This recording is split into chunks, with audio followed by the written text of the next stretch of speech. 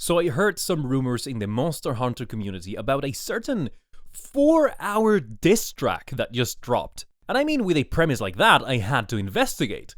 Turns out, I found the creator of said work and he's gonna be the guest of today's episode. Meatman is a rising star in the Monster Hunter community, bringing refreshing and funny outlooks to all things Monster Hunter. This episode is already quite long, so I won't bother you too much with the intro. If you don't know about him, you're about to find out, so let's go! Alright, so we have yet another episode of The Curious Hunter, this time with Monster Hunter Meatman. How you doing, sir? How you doing? I'm doing good, man. How you doing? I'm good. Excited. Me too.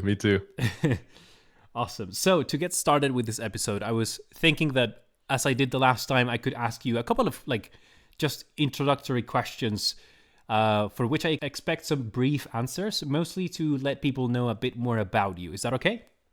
That's okay. All right then. So generally, can you introduce yourself? Yeah, it's MH, Monster Hunter Meat Man, and I make YouTube videos. I'm pretty much just like a standard Monster Hunter player. Got a wife, job, play a lot of Monster Hunter. I just so happen to make videos too. Awesome. Can you tell us what is your favorite Monster Hunter title? Oh, it changes sometimes. It changes, but right change. Now I have, yeah, indeed. It changes, but I think right now it's Monster Hunter Generations Ultimate. That's the one that's got my heart right now. Nice. Okay. What's your favorite weapon? Favorite weapon? That also changes. Same. Yeah. I guess it depends on the game, right? So like Insect Glaive is my favorite in World and Rise, but in Wild so far, Gunlance is my favorite, and then GU, the Great Sword. So I would say Great Sword, IG, and Gunlance right now. Nice, perfect. What do you think are the best Monster Hunter fights? Ooh. Okay, best Monster Hunter fights. I think my favorite fight of all time has to be Risen Crimson Glow Valstrax from Sunbreak. I'm a high flying with IG, and I'm taking on this jet, in the sky, and it's just it's a great time. I love Risen Crimson Glow. I would say, in another way though, for Monster Hunter Generations Ultimate, I think I love either Kongalala. Unironically, I love Kongalala's fight in GU, or Siennatar. I love Siennatar and Kongalala in GU. Oh, okay. Maybe it's a monster that I don't really know. I haven't played GU, sadly.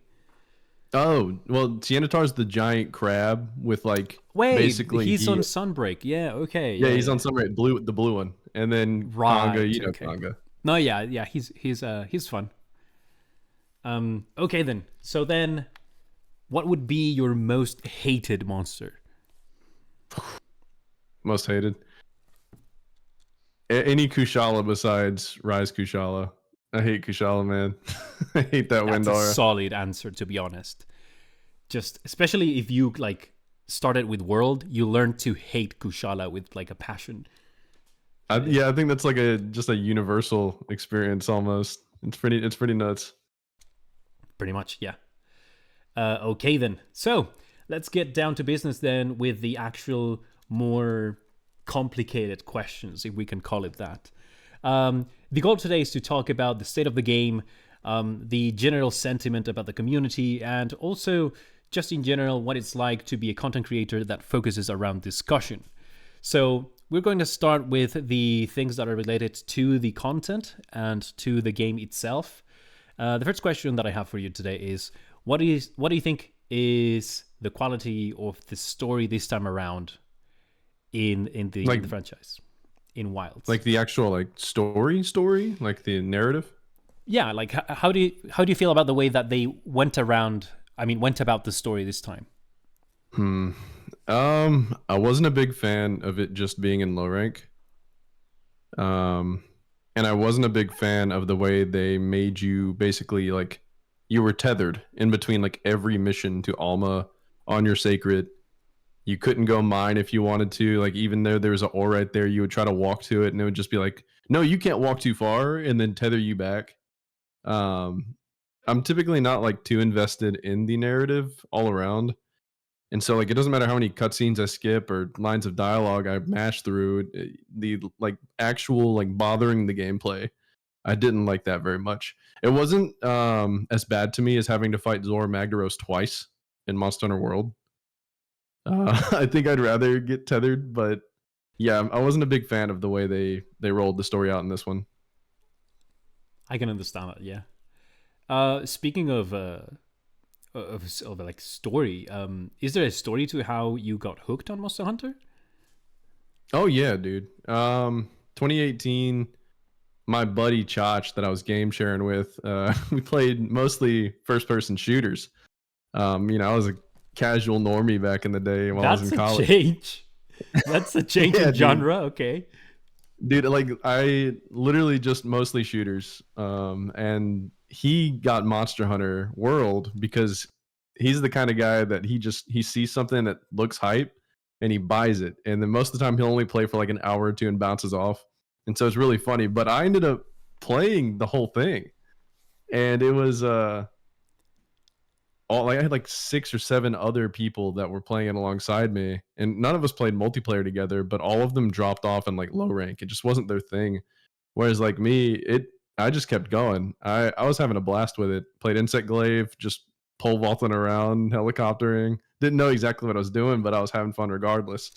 And I think it was just that uniqueness of taking on these monsters with a weapon that I really synergized with that I found great enjoyment with the game. And, all those things that are bad on replay, like having to fight Zor Magdaros twice again or unskippable cutscenes, things like that, they don't really bother you too much on the first playthrough.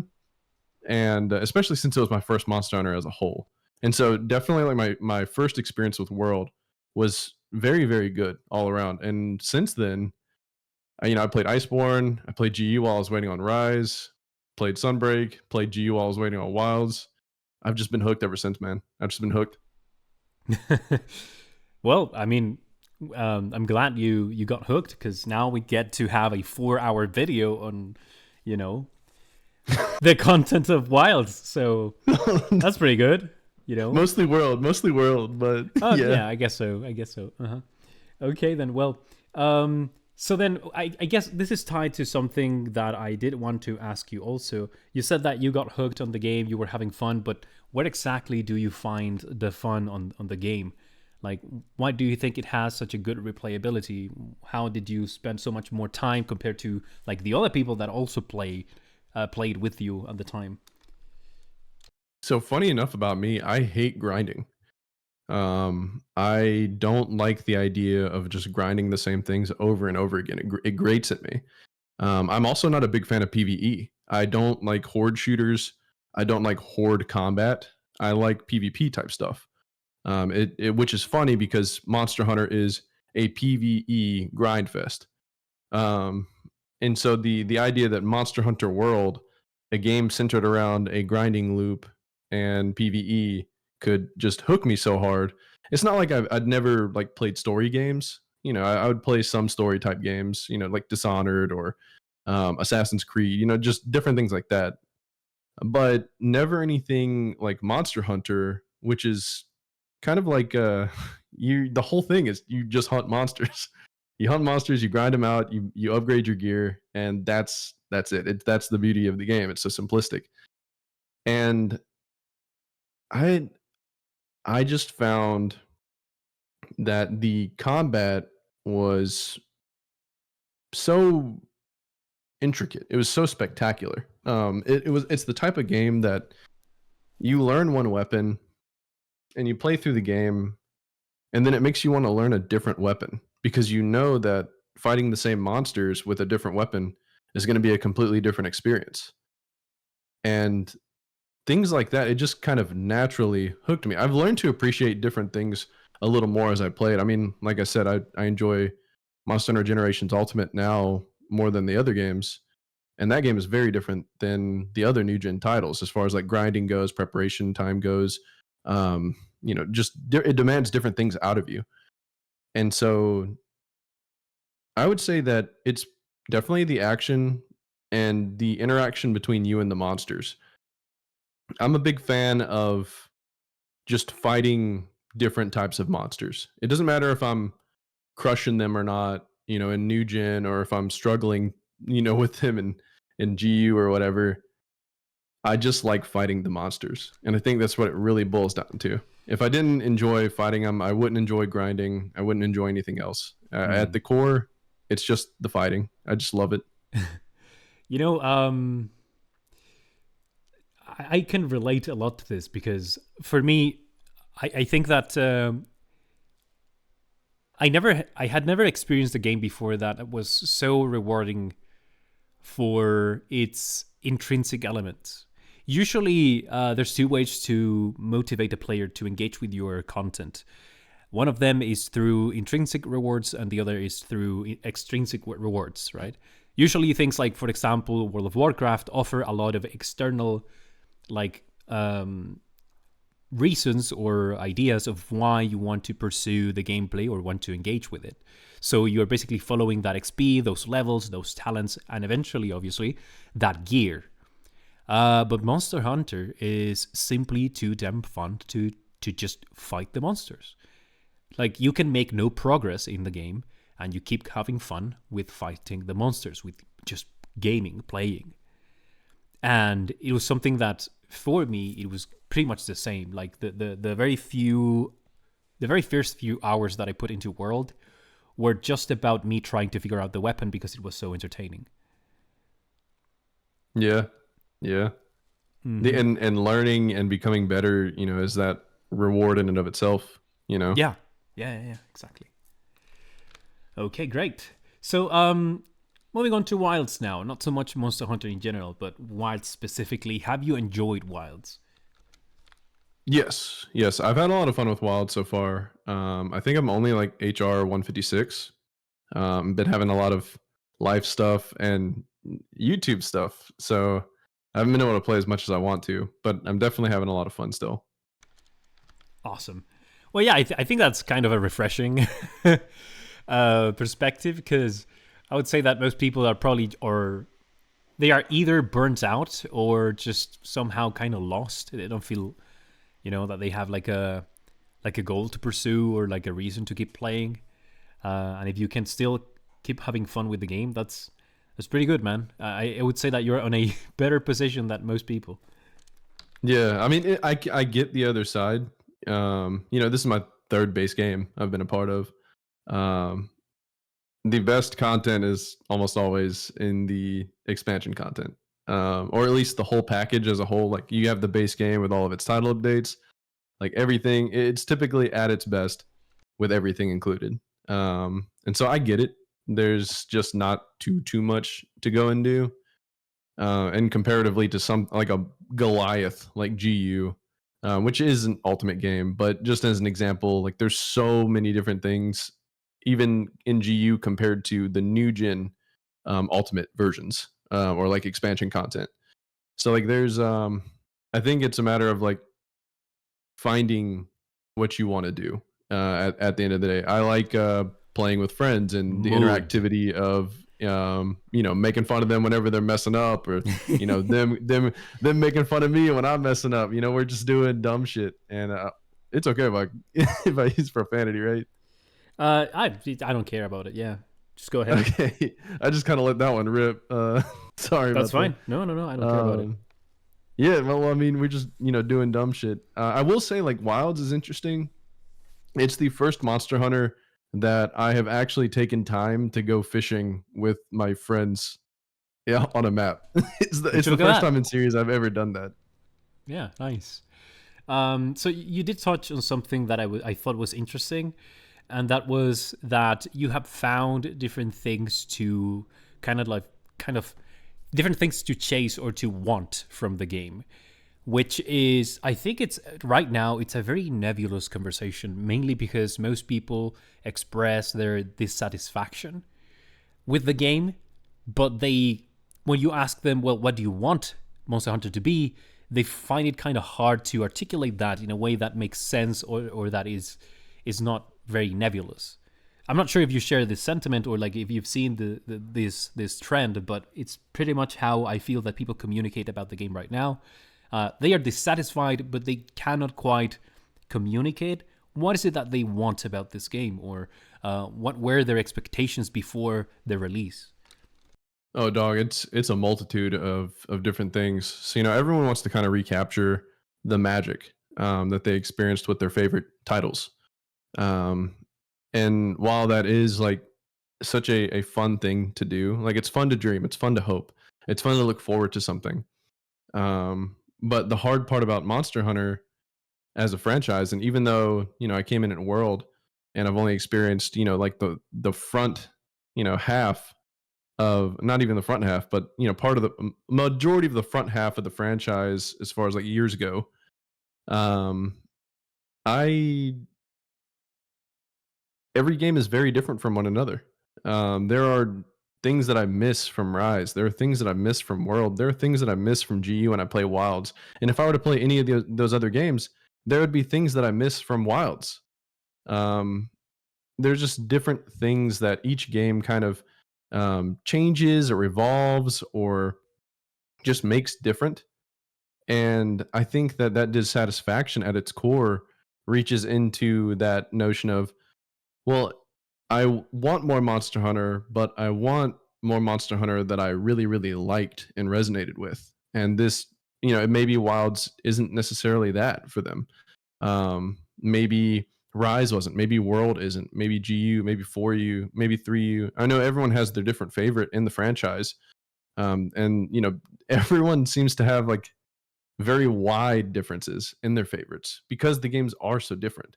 And so it's hard to like really pin down why is someone dissatisfied, because maybe they're dissatisfied that preparation has gone down the drain and they don't feel the agency of, or that drama of being in danger of running out of items because restock exists in new gen.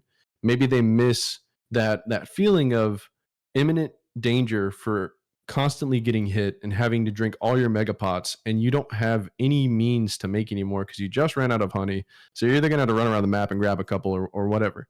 Um, Maybe they miss in a world where the combat was more grounded, more slower paced, the enemies were more simplistic, and combat just kind of made sense in a slower paced method. And each weapon had its own finesse that you could work out of it in a less like everyone is kind of a Superman with a Superman weapon kind of way.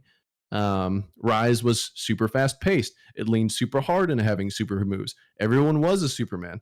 I love that combat, too. I miss that too. Wilds is getting close to like different things, but it's kind of like in the middle ground in a lot of ways. And so I can see where people on both sides that want slower paced or faster paced can be dissatisfied. Also, you have people that joined in, whenever the base game was finished, Right. Yeah. or whenever the DLC came in, and the game's just, they, in new gen they're not rolling out 100% complete with a whole bunch of stuff to do in game. Um, and so dissatisfaction can come from, oh, I had an expectation build up because I had the guiding land system in Iceborne. I had the anomaly system in Sunbreak. What is this? I'm just trying to get decorations and Ardean weapons. The same thing could have been said about base Rise. Oh, I'm just trying to get decorations and charms. I'm Yeah. crafting decos and RNG rolling charms. And then in the world, oh, I'm just RNG decos and RNG streamstones. So it's, all of these games can have like different dissatisfaction depending on when you came in. But since I've been there on so many different launches, I don't have any expectations like that built up. I know what's going to happen. So it didn't really affect me. But wait, so just a parenthesis. You did mention at some point that you started in World, or you have mentioned, not today, but in general, you started in World. So what happened when you went from World to Rise? Did you have did you had expectations for Rise when you got there that you were carrying from World, or did you go in there with a complete open mind? I think I was pretty open minded. So I went from World to GU, and Right. GU. So then the question, I guess, sorry, the question would be, did you have expectations from World to GU? Because that was like the new thing for you compared to what you had tried. Oh, well, no, because I knew what GU was about, right? Like Oh, I right. had watched Okay. gameplay and everything. Like I knew about it being like basically the Monster Hunter Rise of old gen. You know, retroactively looking back at it, that's basically what it is. You know, you have the Superman like abilities with the hunter arts and then the weapon styles, Valor and Adept being absolutely crazy and busted um, for almost every weapon. And I loved that about GU. I loved the styles. I loved the weapon arts. And so going into Rise, the wire bugs being kind of derivative of that, it was also extremely fun to me.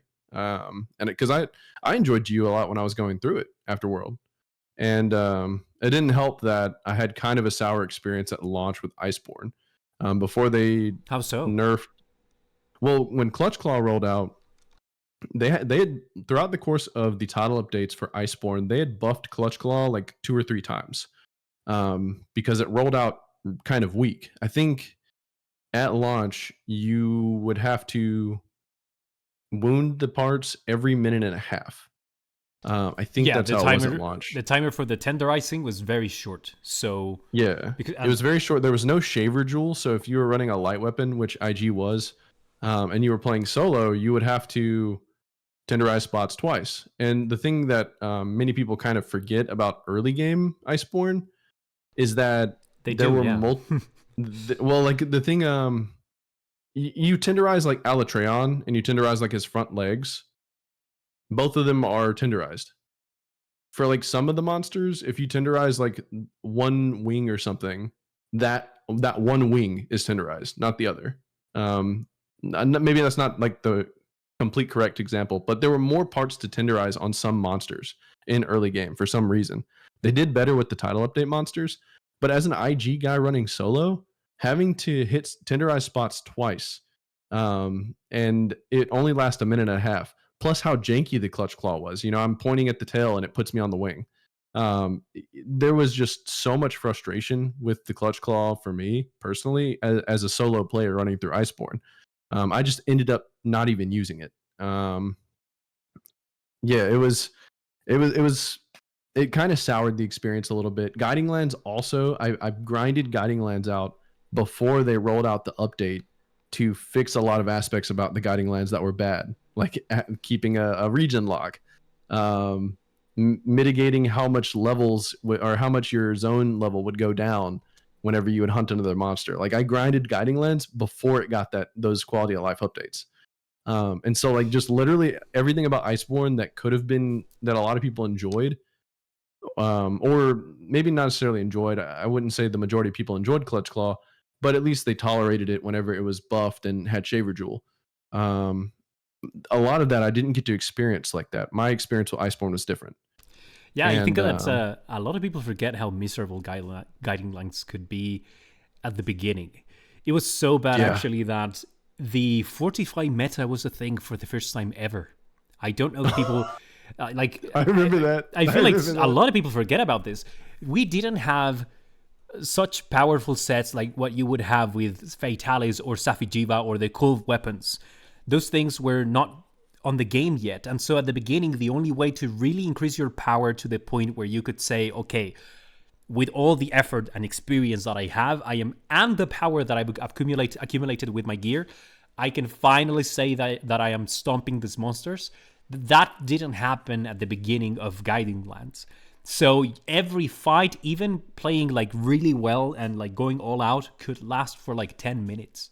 Every single one of them, Yeah. right? And Plus so, plus with Clutch Claw, which exacerbated that. yeah. And so then people were like, you know what? I'm just going to like card 2 times, get a nasty ass bonus to my attack and defense. And now I'm going to grind because I am just, you know, basically cleaning the floor with these monsters now. But it was such an Yeah. I don't know. It was like it was gimmicky, but I don't think that's how Fortify was intended either way. So doesn't really Most definitely. justify Did it. you play Iceborne launch? I did. I was super You want to know hyped. something funny? I remember my computer dying more often than usual because Dog. like my computer barely supported World, and then Iceborne came, and for some reason now like sometimes I would get really bad FPS drops. Like it would borderline go into blue screen, right? But But yeah, I did. You want to know something funny about what I was some of the research that I did, like for some of my videos? All right. So Iceborne, like in March, like 7 months after Iceborne dropped, they had just sold 5 million units of Iceborne. Now we know that like there's been like 15 million, 16 million units or something at this point of Huh. Iceborne sold, but literally 7 months after launch, only 5 millions were sold. Only 5 million was sold. Um, September,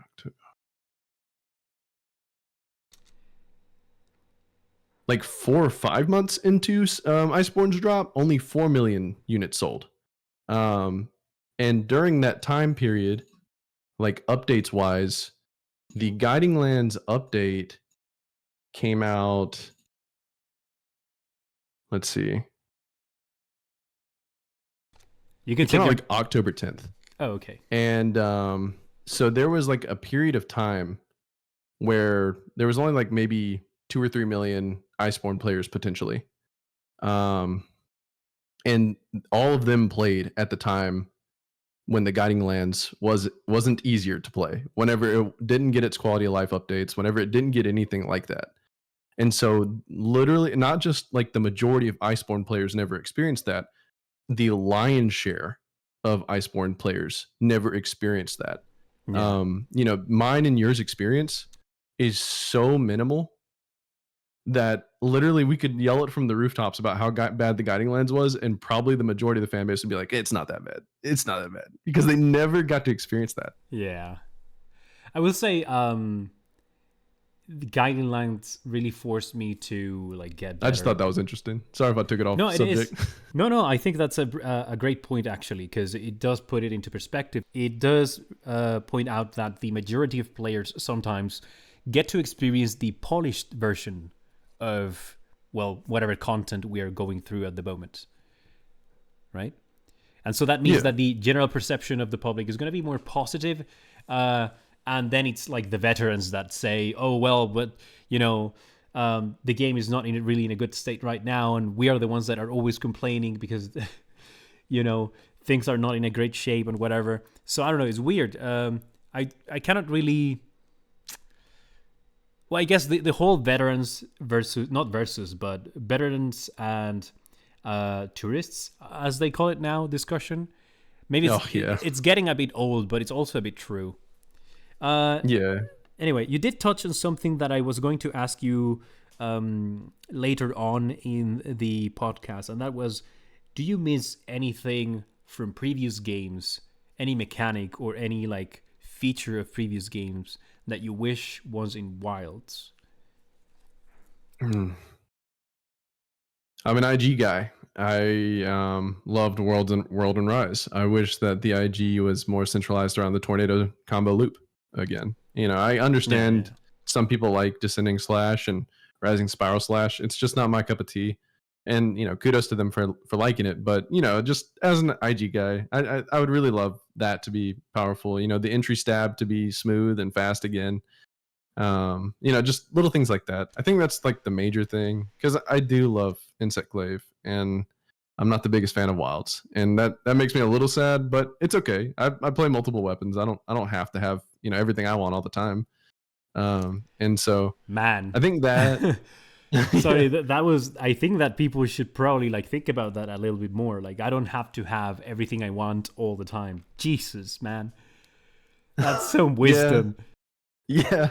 Well, that's just part of some forms of being seasoned. You go through multiple game iterations, and you're there from the ground up, and you kind of learn to roll with it, because that's just what Capcom does. That's just what Monster Hunter Team does. They change things, and not every change is good, mind you, but they change things, and Yeah, like in I many think cases, only time can tell like whether the changes were going to be good or bad in the end. But yeah, go ahead. yeah, I think another thing that I missed, and it's something that I missed in like almost all of New Gen.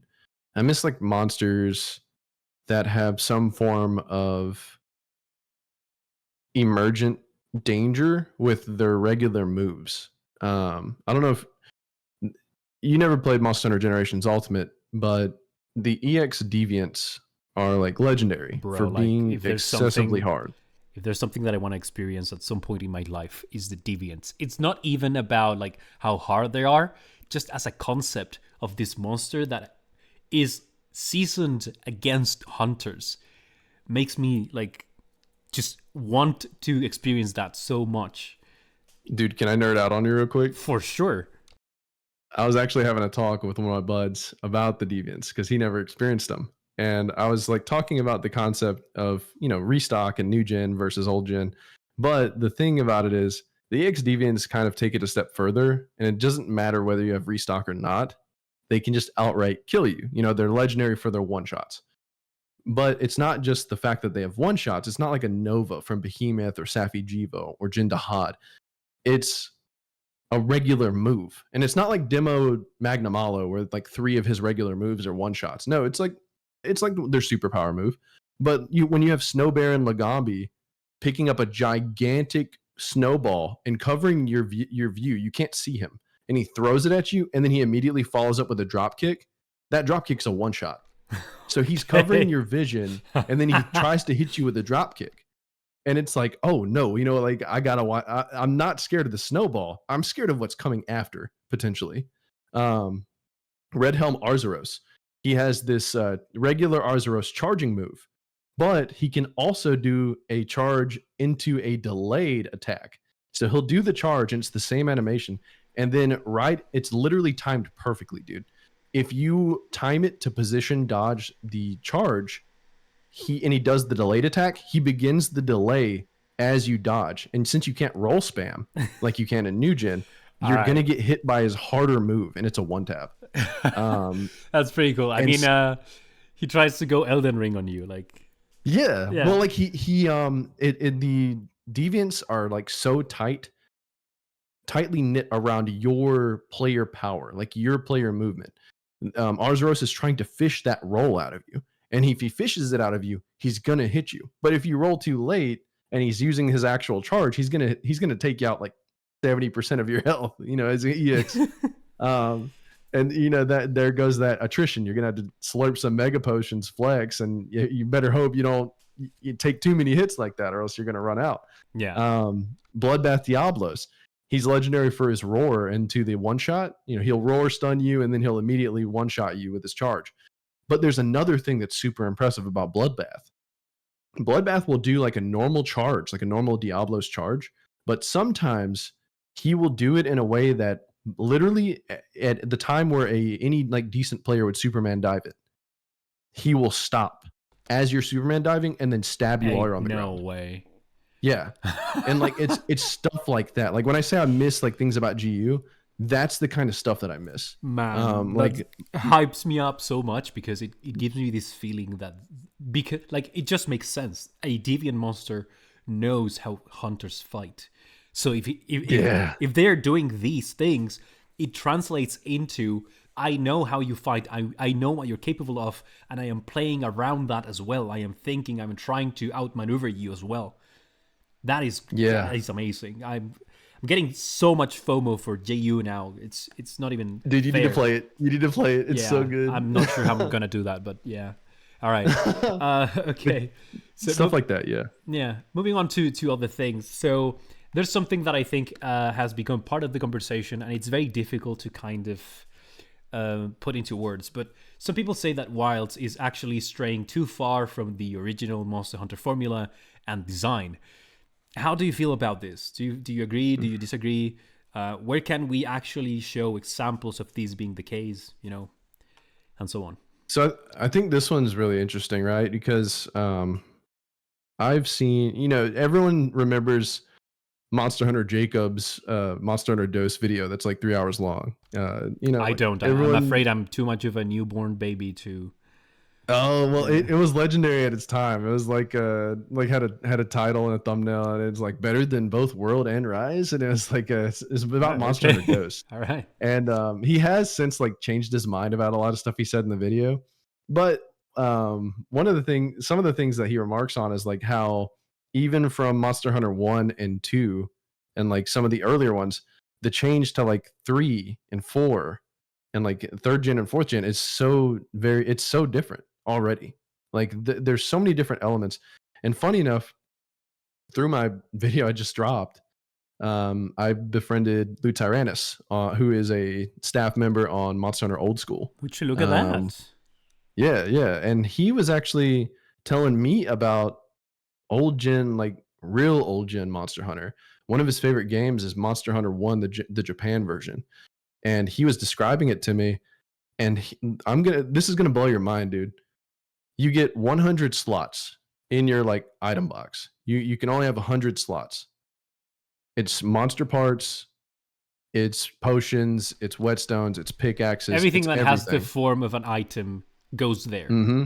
And you only get 100 slots. Right. And the problem is you can't stack up stuff like you do in new gen, or like even like a lot of old gen. You can't like have 999 potions in one slot. It's 10. You get 10 potions in one slot, like stuff Okay, like that. that's getting a bit silly, actually. I'm sorry. Like, Yeah, I feel like it's nuts. that Well, maybe says more about like the limitations about the programming at that time than actual intention to have a specific experience. That's how I look at it. But maybe I'm wrong. well, no, dude, because the English version is 200 slots. Oh, It's okay. yeah, it's like this different design choices. But get this is gonna blow your mind even further. The quest rewards, you have to have like your actual inventory you carried into the hunt. You can't just send it to your item box. You have to drop things you were carrying to get your quest rewards. Okay, I mean, So you come in with pickaxes and you come in with whetstones with the intention to either use them or drop them at the end of the hunt, and then you get your rewards and you bring it back, and then you have to take what you want and then drop that later.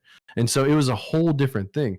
The concept of reward mixed with preparation, mixed with how that actually affects what you bring into your hunt, it was all part of the equation. There was yeah. no shaving it down. Like all of that was part of the equation. Sorry, And like, that was yeah, go ahead.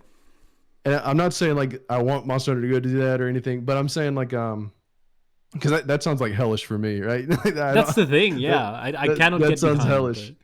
it. Because if I want to play a game that it's about managing my inventory, I would play Minecraft. Sorry, but no, like I don't think that's like something that it's so important to focus on. Yes, preparation maybe, there's different things that you can do to prepare better for a hunt. But not, I don't think that specifically is just is going to change our experience for the better. I can't see it like that way. It's a very outdated design. Maybe it enriches for some people, because it makes them think a little differently about what they have to bring in. Kind of like a risk reward type deal. And Yeah, I I guess can so. I can kind of appreciate it from that angle. I can just say it's not for me. That kind of thing is not for me. Same. And I think that the reason why they kind of pared that away is because they felt like it wasn't the thing for a lot of people or most people. So we've already see like drastic design philosophy changes in Monster Hunter. Like we see crazy changes from first and second gen to third gen to fourth gen, all the way to fifth gen. Everything is just kind of moving differently. I mean, even down to like pickaxes and whetstones not having to be a consumable item that can break or things like that. It's funny the way Lou Tyrannus actually described it was it makes sense that pickaxes and whetstones aren't like items that can just you have to carry a quantity of them, that they're just you have infinite ability to use your pickaxe and infinite ability to use your whetstone, because by the time third and fourth gen hit, it just didn't really make sense to keep them like that, compared to how it was in first and second gen, because it used to matter Right. that Yeah. you had pickaxes and stuff. At that point, later on, it was like, okay, I don't really have to manage my inventory as much. It doesn't really make too much sense for me to have that. I don't want to misrepresent him. I'm not going to say that was like his exact words, but that's kind of like how I understood it in a way. So I would say, like, as far as identity goes, dude, I think Monster Hunter is just constantly in flux of change. I don't think it's paring away its identity. In fact, funny enough, also while doing research for other videos, I've looked up a lot of different interviews by Ryozo, literally all the way back to 3U Western release, like 2013. And every single interview that I've seen, whether it was for 3U, whether it was 4U, whether it's for Rise, Sunbreak, whether it's for Wilds, there's the consistent things he's always saying, like quite literally, and I can provide the sources if you need them. But the consistent thing that he's always saying is the most important aspects to Monster Hunter, because it is an action game, is the monster. It's the monster design and how it interacts with you as like a realistic moving monster, but also how it operates in a fight. And then another important aspect is the multiplayer aspect, the capabilities to play multiplayer and share that experience with other people.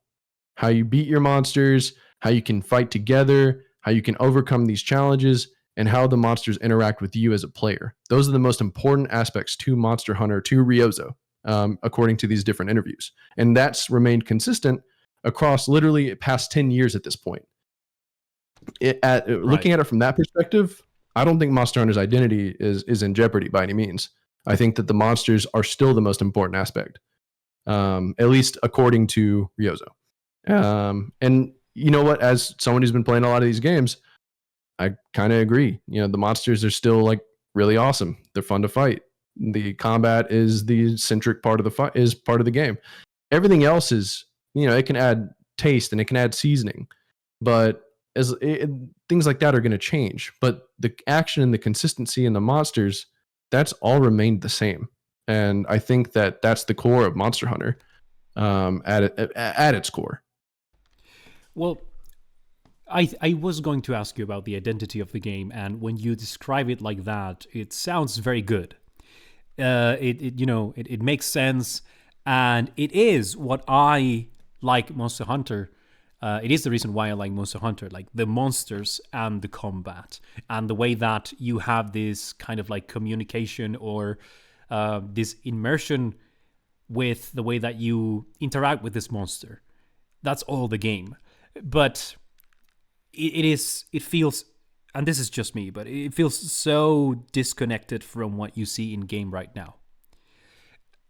What I do you mean mean by that? is because you said, or Ryozo said that the identity of the game is the monsters and how you interact with them. And it seems to me that for them, it is really important for the player to be able to appreciate the world that they have created. Because if it wasn't important for them, they would not force you to look at the animals when you're on the secret the first time that you're heading out on a quest in Wilds, right? You go out for the first time and they tell you press like R2 or whatever to look at the herd of herbivores or whatever. And it's like they are trying to make you stop for a second to appreciate these things that they have created, this world, these monsters, this ecosystem. And I feel that it's a bit of an insult to the player's intelligence, because if the people who do appreciate Monster Hunter for what it is will play their goddamn minds until like they are tired of it, and then they will stop and look at the environment. If they really like Monster Hunter, that is part of the experience that you're looking for, to be able to be on the world, to be able to sometimes just hang out with the animals and to, like, look at their behavior. Players that like this franchise will do those things. It's in part something that I wanted to bring to the conversation as well. Like, I feel like people focus a lot in combat, but Monster Hunter is not just defined by its combat, especially not defined just by its difficulty, but that's something that we will cover later on. My point is, they are trying to make you appreciate things in the way that they want, when that can happen naturally without so much hand-holding. I'm not sure if this makes sense to you, but it's the way that I felt about it the first, like when I played through the story for the first time. No, dude, I think that makes perfect sense. I think you put it very well too. So like when I think about like making that connect to even other games, we think about Rise and Sunbreak that was originally made for the Nintendo Switch. So naturally, graphically, it's going to be lacking compared to Monster Hunter World. However, they leaned really heavy in art style, and they didn't really like harp too much on the environments and things like that. And a lot of people really liked the art style for Monster Hunter Rise and Sunbreak, me included. And so like something more subtle, not necessarily in your face, but if you want to appreciate it, you can appreciate it. Would be like ideal. World and Wilds took these like ecosystems and maps and endemic life and like so many things like so far up literally trying to make this living, breathing world. That's the way they describe it.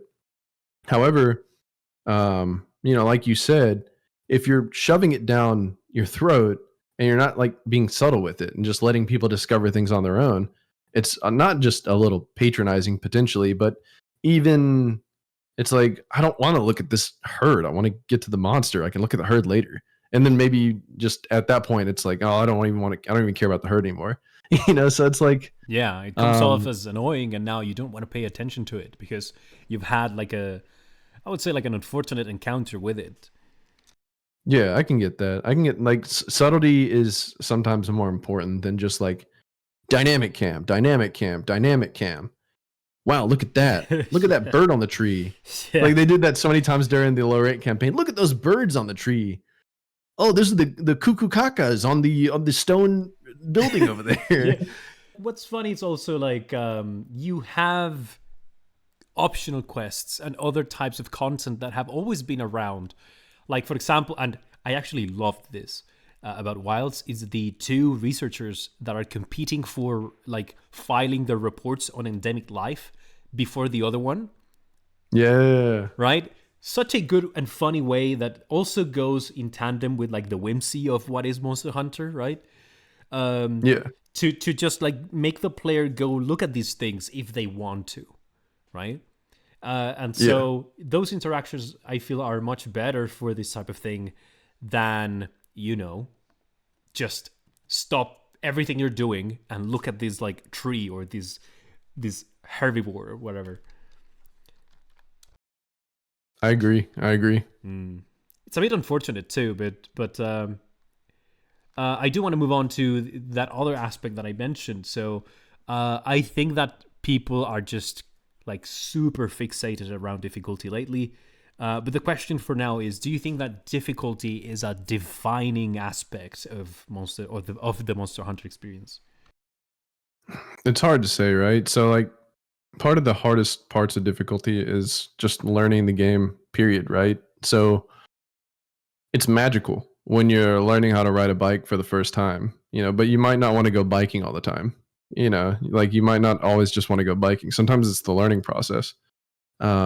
That can be more fun. Or, sometimes you get your degree and then you don't get a job in the degree, the career field, that you got your degree for.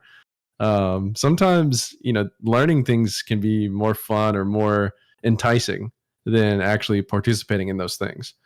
And I'm not saying like everybody that's struggling with this difficulty thing is falling under that category, but I'm saying like from a being able to relate perspective, if people feel that way, I can relate to that. In fact, I've got a psychology degree, but my career field is not in psychology. And so the concept of difficulty in Monster Hunter, it has a place, and they do know that. Like they use title updates as a way to add these new monsters. I kind of wish they would have like a classic JRPG super boss type monster to unlock in the regular based games whenever they would launch. That'd be cool or something. Do you But mean they like do typically like Taroth when it came around or something like that? well, more like like old school like Final Fantasy or like even Kingdom Hearts. Funny enough, Okay. had like super bosses. Like in Kingdom Hearts 2 when I was a kid, you could fight Sephiroth, and Sephiroth was so much harder than anything else in the entire game. I couldn't beat him. And like you had to actually like master Damn. like parrying and like all these other things. It was nuts. He was so hard and he was so cool. And like they actually used his real theme from Final Fantasy VII. It was just such an awesome thing. All right. And and like Final Fantasy has those super bosses. And I know there's like turn-based games or whatever, but live combat games are doing those as well. And like what if what if they launched a base game and you're getting through and you're farming in game, and then like literally like a week or two into the game, if someone did like every optional in the game, and all of a sudden they're like, holy shit, there's this new like monster, like there's a different monster that is there. And or like Wilds would have actually been perfect for it because they have like that system where you you can discover monsters out in the open. Imagine if you're looking on your map and you see and then like no question mark appears, but you're in the ruins of Wyveria, and all of a sudden you get like this weird message, like a message like an ominous presence appears or something, and you have to like stumble upon it or something. I'm just kind of spitballing, No, but that's it's a okay. monster that is so like hard compared to everything else. Like we're talking like 18 Nergigante level. Okay. You know, like or Primordial Malzeno, not Primordial Malzeno, Apex Zenogre All right. Okay. advanced Yeah. quest level. And like it's kicking everybody's ass, and the like reward could be something really cool. Like you would get like a special layered armor and like a special maybe not anything like super OP. I guess like a good charm or something. I don't know. Yeah. But just something that is different that people can discover later that is much harder than everything else in the game. Like a super boss, you know, just an optional super boss. I think like that kind of stuff would spark intrigue in the community. I think that it would give people something to work towards while they're waiting on title updates, because that's the problem with base game launches. They beat everything and they don't have anything to work towards until title updates drop. Yeah. And then they have like the opportunity to like literally just spread excitement amongst the community. And there's literally nothing stopping them from doing that. They could just have one monster that's super hard. Like nothing's stopping them from doing that. Well, don't you think that Um, maybe Mizutsune came to? Well, I wanted to say Soshia, but to be honest, like people started to get very comfortable with Soshia like after a week or so. But Mizutsune to this day is still just one tapping people every now and then, you know. But I'm glad you mentioned that because I like that. I like that. Remember when I okay. was describing the deviants? Yeah, Like yeah, yeah. that form of, you know, as long as restock exists, if you are a good player, it's hard to triple card. It's hard. But if you're getting one tapped because you can't just out heal or out restock a monster, there's nothing you can do, but you have to respect their moveset. And it's a whole different mindset. You know, I'm approaching any monster with heavy moves differently if they can one tap me rather than if it takes two taps to kill me. Because if they Yeah. two tap me, I know I can just do whatever I need to get back into where I need to go and heal or gain some distance. You know, I can just do whatever I want, and that's for any of these games. But if a monster can one tap me, you know, when you're fighting Fatalis and Iceborne, for example, and you haven't broken the horn, that third phase hits different. It's not the same as if you've broken horn Absolutely. before. Yeah. You know, it's a completely different ball game. And so like that kind of stuff, like if they're going down this train, some people aren't going to like it. But people like me, I like that shit. They have tempered Mizutsune in there just hitting you with the EX deviant soul seer backflip. Okay. Put Diablos in, let him bloodbath charge me, dude. You know? Bro, to be honest, I really hope that they go for like more deviants and stuff like that. Like the Mizutsune from the lower perspective or whatever you want to call it is actually pretty exciting for me because it gives me a chance to finally experience like a glimpse of what the deviants were. Because I did fight Soul Seer on Sunbreak, and it is a pretty crazy fight. Now, I have my complaints about Sunbreak and the way that sometimes it tries to overcorrect the difficulty, is like the way that we were calling it when I had the episode with Monster Hunter, right? Some Yeah. things that they did felt like an overcorrection. And I'm Like not really a Primordial being able to like stab you while you're on the ground no, like over and over. and also he's like final barrage of attacks is it doesn't it's silly. It's just I see it. I don't know what kind of like main character syndrome they had with Primordial, but I do not enjoy it. Sorry, like it's not enjoyable to sit there and just have to, because even if you're with like a shield weapon and you're blocking everything, your life might actually just go down to zero by just blocking and taking chip damage. Well, you know, Primal has like two moves that you can't block even with guard up. Also, right? Yeah. And if you take Yeah. one He of has, like, those, he now has, you like, have to two. heal. And if you try to Well, heal, like no, you're gonna hit. if you fight like if you fight like Anomaly 300 with Primordial Malzeno in it, he's gonna like one tap you with that. It's nuts. yeah. You can't guard it. It's yeah. There's some crazy stuff in there. So anyway, but the point there is, I do think that I'm not a fan of one-shot mechanics in general, but I will say that you gave me a different perspective because I think that what people are looking for when they say I want more difficulty is I want the feeling of having to respect the monster and not simply like forcing my will upon the fight in whatever way I want. And that is as long as it's a telegraph, it's as long as it's only like one of their moves, yeah. Like as long as they don't go too far and like make it 3 or 4 different moves with varying telegraphs. I mean, maybe if it's progressive from now on, like if it's like a progressive increase in difficulty where you start to condition, and conditioning can be a very important part of the conversation. If you start conditioning players to expect this, then maybe it can work. But then you could do some Sephiroth super boss. Exactly. But that obviously takes time, and it takes a lot of vision also. The delivery on the way that you want to implement that has to be very, very carefully planned. And so, because for example, when it comes to Fatalis, I think one of the greatest things about Fatalis is that he, being the Sephiroth of Iceborne, he kind of feels like the last challenge, and you don't have to like actually defeat him. I mean, I feel like obviously everybody would want to defeat him solo to say that they have completed the game, probably, right? Yeah. But the great thing about Fatalis is that it does feel like a celebration for the player for overcoming like a really big adversity, because then the gear of Fatalis removes all the limitations on set building that the player had up until that point. Why? Because now you can have free meal 3, agitator 7, artillery 5, whatever. Like all the limitations are just gone. Just grab the armor, go do whatever, have fun. I don't care. Like you've earned it, right? And so that's what I think is great about Fatalis. It's like it does feel like a celebration monster in the end, and that justifies the difficulty a little bit.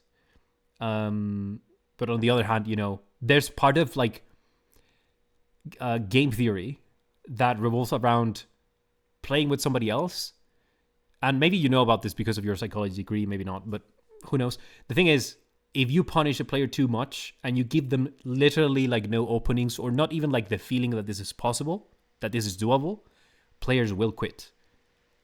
And it's very difficult to reach that balance where you have players like having hope that the challenge is actually doable. That is probably the most important thing. But striking that balance is obviously, as a game designer, probably extremely difficult to find. Right? Yeah, no doubt. Because there are different like styles of difficulty as well. Yeah. Like Fatalis, for example, is different it's difficult in a different way than the EX deviants are, or the special investigations are, like in Sunbreak. Fatalis is difficult because he's kind of like a puzzle that you have to solve. When it first dropped, nobody knew how to fight him. People were doing cannon strat. People weren't bringing heavy artillery for roaming ballista. People were using the roaming ballista to only like try to hit him in the head, and they were missing like 50% of the shots. People didn't understand that you had to break the horn to avoid the one shots in phase 3. People thought that you only could go for the head, not knowing that you could weaken the belly and that you could do a lot of damage there. People just didn't understand Fatalis. And now that we have effectively solved Fatalis, we know to use roaming ballista. We know to weaken the belly and to also do damage to that while also going for head and trying to bait out cones. We know that there are 2 different one-shot binders that we can use on Fatalis just in case, for things like phase 3, if we haven't broken the horn yet, or even using in phase 2 to start targeting the horn a little more. Like there are different strategies we have now because we've effectively kind of solved Fatalis in a lot of different ways. And it was a similar deal to Alatreon, like where you had nobody knew that you had to elemental topple and break a horn and all these different things. People were just getting kind of creamed. Fatalis was more hands than anything than like Alatreon was. I do prefer having like your punishment for not breaking the horn yet is now he like can one tap with fire attacks rather than, oh, you haven't element toppled Alatreon yet, you're gonna get Novid now. Bye bye. I do like Fatalis' style a little more, but that's different than the EX deviants. If I were to go and fight the EX deviants today, there is, and even if I bring like my French homie Cryo that is just absolutely cracked at GU, even if I were to bring him and we duo it, I don't know if we're gonna win every time. Like I walk into that arena against Bloodbath, there's a chance I'm not coming out. Whereas like Fatalis, I can go get my boy Birdie, and him and I could use weapons I've never used against him, and I could just be like, yo, Right. let's mirror match against Fatalis, and we're just doing the same strats over and over again, and we're beating him. And there's not really too much danger of us failing because we've solved him. We've solved Fatalis, but there's no like emergent one shot to be aware of. There's no like frame trapping our Superman dive to stab us while we're on the ground to watch out for. Things like that. So, there's different types of difficulty, and people prefer different ones. Fatalis is more like an MMO boss where you have to solve them. Whereas like other monsters like EX Deviants or Special Investigations, they're just straight hands. They're skill checks. They got one shots. They're going to one shot you if you're not careful. You have to watch out for that.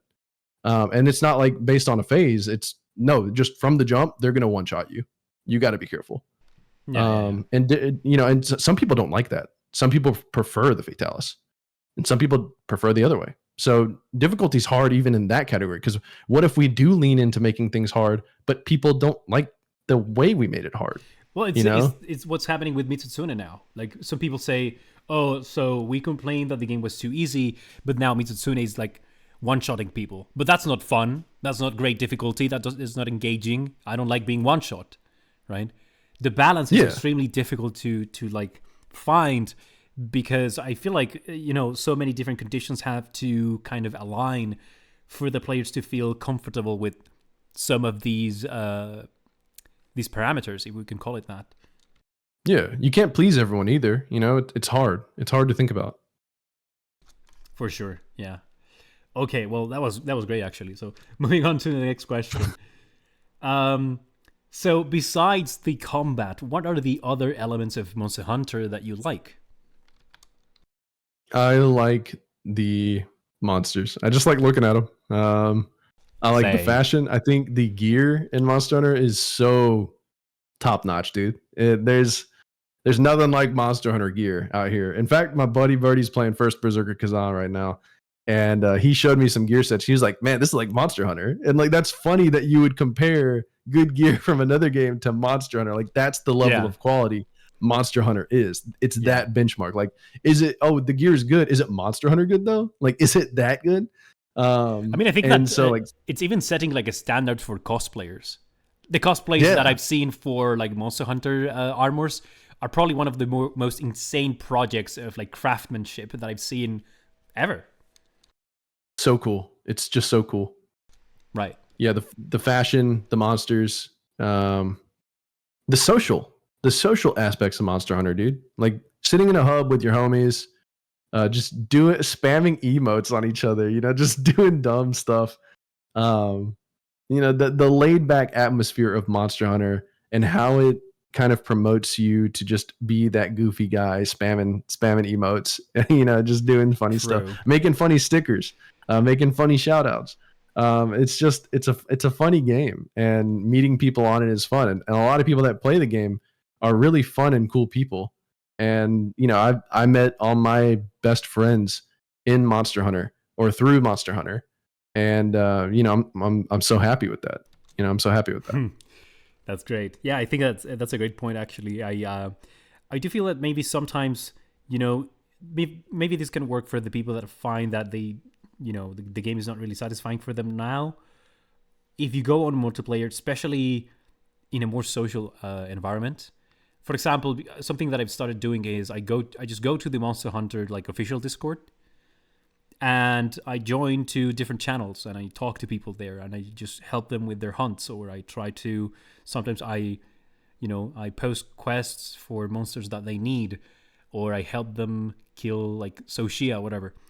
And just being there with people, talking about stuff, as you said, emoting on each other, just joking around, is probably one of the reasons why the game is so successful, is because it allows for that air or that environment of just relaxation or somehow just lightweight interaction, with each other. Yeah. I mean, even down to like groups posing in different like outfits and, doing fun group pictures. Like shout out to Team Lightside. Those guys are constantly pumping out like 16 person or a little or less, but that many people, types of pictures and just super fun poses, and Yeah. it's cool to see. It's cool to see like people organize and just do stuff like that. It's cool that Monster Hunter facilitates that ability. And it's kind of amazing because it's not even an MMO. It's like that's not maybe like the focus is not to have like big scale social aspects, but it does bring people together nonetheless. True, yeah.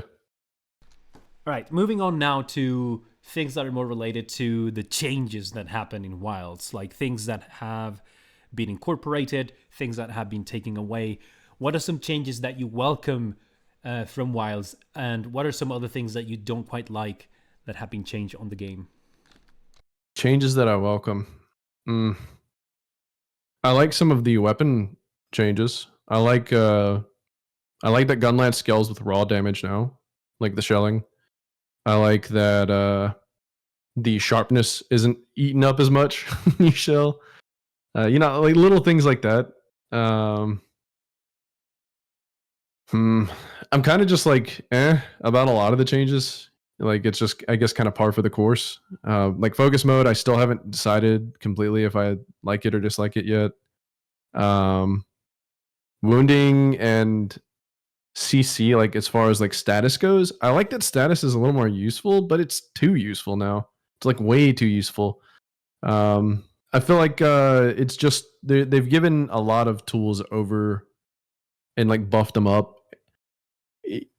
Tell you what, I played a mod with a guy, Punchy from the Discord, and he had this mod where the monsters' attack rates were up, they were agitated longer, their part break thresholds were like doubled, Huh. and it took like double damage to wound them. And we fought like Tempered Gore and Tempered Arkfeld, and it was insane, dude. I was playing SNS. That was like the only way I was keeping up.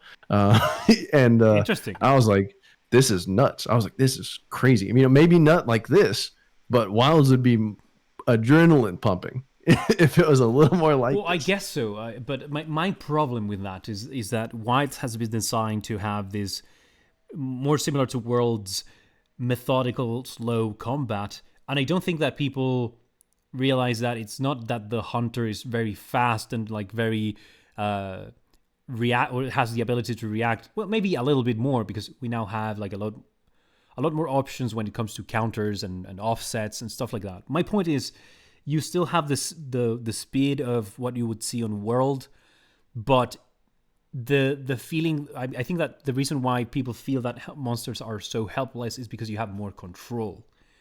Control can allow you to, even if you're slow, it allows you to snowball fights in this game. And so if you increase the speed of monsters, that could create now an environment where, well, maybe this is something that people are looking for, but it might be a bit overwhelming to the average player to have the monster be on crack like in Sunbreak, right? Because those monsters were on crack. But then, so were we, right? Yeah. But in Wilds, I don't think that the hunter has the speed, but they do have the control to snowball the fights. Especially if you're experienced, if you have monster knowledge, if you manage thresholds and part break interaction, right? That's a whole different story. So I'm not. It sounds very interesting when you're telling me this. Like the fight was really intense, but I cannot be sure if that's what the average player would enjoy, to be honest. Maybe not. But the thing is, I already see Wilds leaning more in that Rise and Sunbreak direction, though. So, like, going back and having to test a lot of stuff in Monster Hunter World, the monsters, like, anytime they would do a big attack or something, there would be a long pause after. Or even, like, just standard attacks in general. Like, sometimes they would chain, like, one or two. We already have monsters in Wilds, like Arkfeld, that are chaining, like, 3-hit combos. In fact, one of them, his diagonal chain slash, if he hits you with one of the first 2 attacks, it puts you on the ground and you don't get iframes. So you have to immediately move again. Like we already see like different things like that. And Gore Magala, who is literally like a beast, like he's slam, slam. I'm gonna throw an energy blast at you, like a sunbreak energy blast at you. Yeah. Slam, slam. Like we're already seeing faster speeds than what we had in base world. Even a lot of like base ice, even a lot of Iceborne. Well, I I think guess. that Oh yes, go ahead. I think that it's not quite as fast as Sunbreak or anything, but they're already leaning towards faster. And with like the inclusion of Mizutsune and like how it moves around and it's fast, I wonder what route they're going to take from here. I wonder how Legiacrus is going to fight. I guess that's going to be like Right. what really tells us the direction they're going to be going, and AT Raydal as well. Because if they just keep progressively getting faster, well, we're looking at another Rise Sunbreak situation on our hands, Basically. Well, which some people liked, but some people didn't.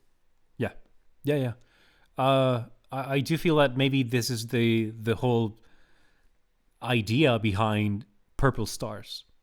Now, three purple star Mitsune is actually pretty chill to fight.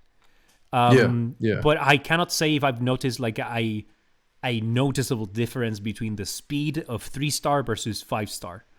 5-star will one shot you all the time, right? Or like frequently. That backflip, Yeah. that backflip will get you. But I cannot say if they are different in speed. Now the tail flip is quite fast, and it does get me in a situation where sometimes I do get a bit angry because I decided to go for one button press more, and now I'm one shot. And I guess we sometimes need a little bit of that. We need to have some respect for the monster. We kind of just go willy nilly. So I guess that's a good point. I do feel that maybe they could play around more with the 3-star, 5-star system to the point where the 5-star is actually Sunbreak level, and the 3-star is something that even casual players can defeat. It gives you less rewards, but it's kind of justified because you're going for something easier to kill.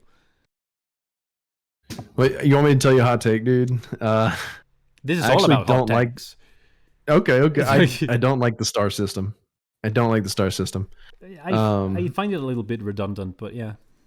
I think that the concept of you can have a harder fight for like a better reward threshold is kind of cool, but I think that maybe it should have just been like, here's the nominal like here's the 3-star, like what would be 3-star, and then maybe like there's only 3 stars, like you get the 1, 2, and 3, and the 3 is the hardest, but the 1 is what it's supposed to be initially, rather than like, oh, here's some weaker ones. I think it makes right. Maybe even like just do away with it altogether and just have a uniform experience. I think one of the problems is people aren't having uniform experiences in Monster Hunter Wilds. So like people are fighting Tempered Mizu and they're like, oh, I'm not having really problems with them. They're fighting like 2 and 3-star Tempered Mizu. And it's like, well, yeah, you're not getting one shot, and what is the intended experience for Tempered Mizu?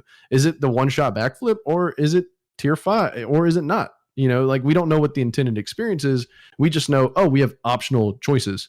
And the reward thresholds right now it's just Ardian and Decos, but we've already been farming for Ardian and Decos. So there's not as much incentive to just go for tier 5 Mizu. If we don't feel like dealing with a one shot, we can just, I don't want to do that. Well, to be fair, oh yes, go ahead. Sorry. The experience is just not uniform. Like we're not having the same experiences as other people, and I don't know how I feel about that. I do appreciate it, and I'm going to tell you why. It's this thing about sometimes wanting to play the game, but not wanting to be completely like focused or too invested on it. Sometimes you want to go out and just hunt some monsters and relax, and for that I do appreciate the 3-star system, or like the 3 to 5. Because sometimes I see a Mizutsune and I want to fight Mizutsune, but I don't want to like stress over about it. Yeah, you want to chill. I want to chill. I just want to go and chill, right? And so for that, I think it's great. It's also potentially good for like this idea of I want to be able to fight the monster. I'm still learning how to fight against it. So I want a more controlled experience where I'm not getting like one shot, because if I get one shot, it means I stop learning. I stop interacting with the monster, and that means I stop learning. What about having a more controlled experience where I can actually make mistakes and still get back into the fight, right? Okay. Okay. And so because of those reasons, I appreciate this system. It is true that now it kind of breaks this homogeneous experience, right? But I Yeah. do think that especially for people that are looking to improve or are somehow trying to learn the fights, this is really worth it, because it means, again, like the best spaces to learn anything are spaces where you can make mistakes. I think you're selling me really well on that, dude. Are you a Capcom No, agent, what? dude? Are you, No. are you a Capcom agent, dude? you sold that really well, dude. No. Yeah, I like that. I like that idea. Actually, I like that. All right. Well, that was a bit of a tangent from the changes, but that was good. Well, what is your opinion on like quality of life changes? I feel like there has been a lot of combat changes. They always happen, but this time around we have things like pop-up camps, secret writing, field survey rewards. There's a lot of things like that. How do you feel about those? Pop-up camps. Hmm. I'm not too sure about them. I think that they kind of wasted some space because the ones that are always like in danger are just constantly getting destroyed. Like, so you're gonna naturally gravitate towards the ones that are safe, and there's like 5 for every map. Um, yeah, I don't know. I think that system is kind of imperfect. It's kind of goofy a little bit. Chemistry says discovered your camp and broke it down in the Windward Plains over and over again, showing up on the right side of your screen. It's kind of grating. It's getting personal. Like it feels personal. Exactly. Sacred. I like the sacred as far as like chasing after the monster. You know, I'm typically running in manual because you actually run faster in manual. You don't run faster in auto run, and so I'm keeping an eye in the sky, watching the monster fly away, chasing after it on the sacred. I kind of like that element to it, but I don't like the idea that potentially the maps are so big, which also leads into the problem of performance issues. I feel like Capcom constantly is biting off more than they can chew right now, For as far sure, as trying yeah. to make these huge worlds, and also the concept of, oh, I can enter different maps from each map, but I can't do it like mid quest or do it during a environment link. So what's the point? Um, a couple of loading screens would be cool, Capcom. A couple of loading screens might help a little bit, and For maybe sure, some yeah. smaller maps. You don't have to make the map so big. Rise had smaller maps, and we had Palamute still. I don't know why they had to go so big right there. And so I don't know how I feel about how maybe that participated in the performance issues and how big the maps are. But I do like chasing after the monster on the sacred. I think it's pretty nice. I think it's cool. I think it's cinematic. I'm on my mount just hawking this thing down. Yeah. Um, I'm all for cinematic the things. Yeah, exactly. Like Yeah. it's engaging in a different way. Like I like that. The what was the last thing you mentioned? You mentioned pop-up camp, sacred, The field survey rewards. field survey rewards. I think that's just a natural like evolution of the investigation system from World. World, you could get really good items, and like everyone was wanting gold reward investigations where you would get like gems and stuff like that. Wilds gives you more agency to pick your rewards. It used to be more random in a way. I like what they did, and like you can earn so many decos, you can earn so many Ardian parts.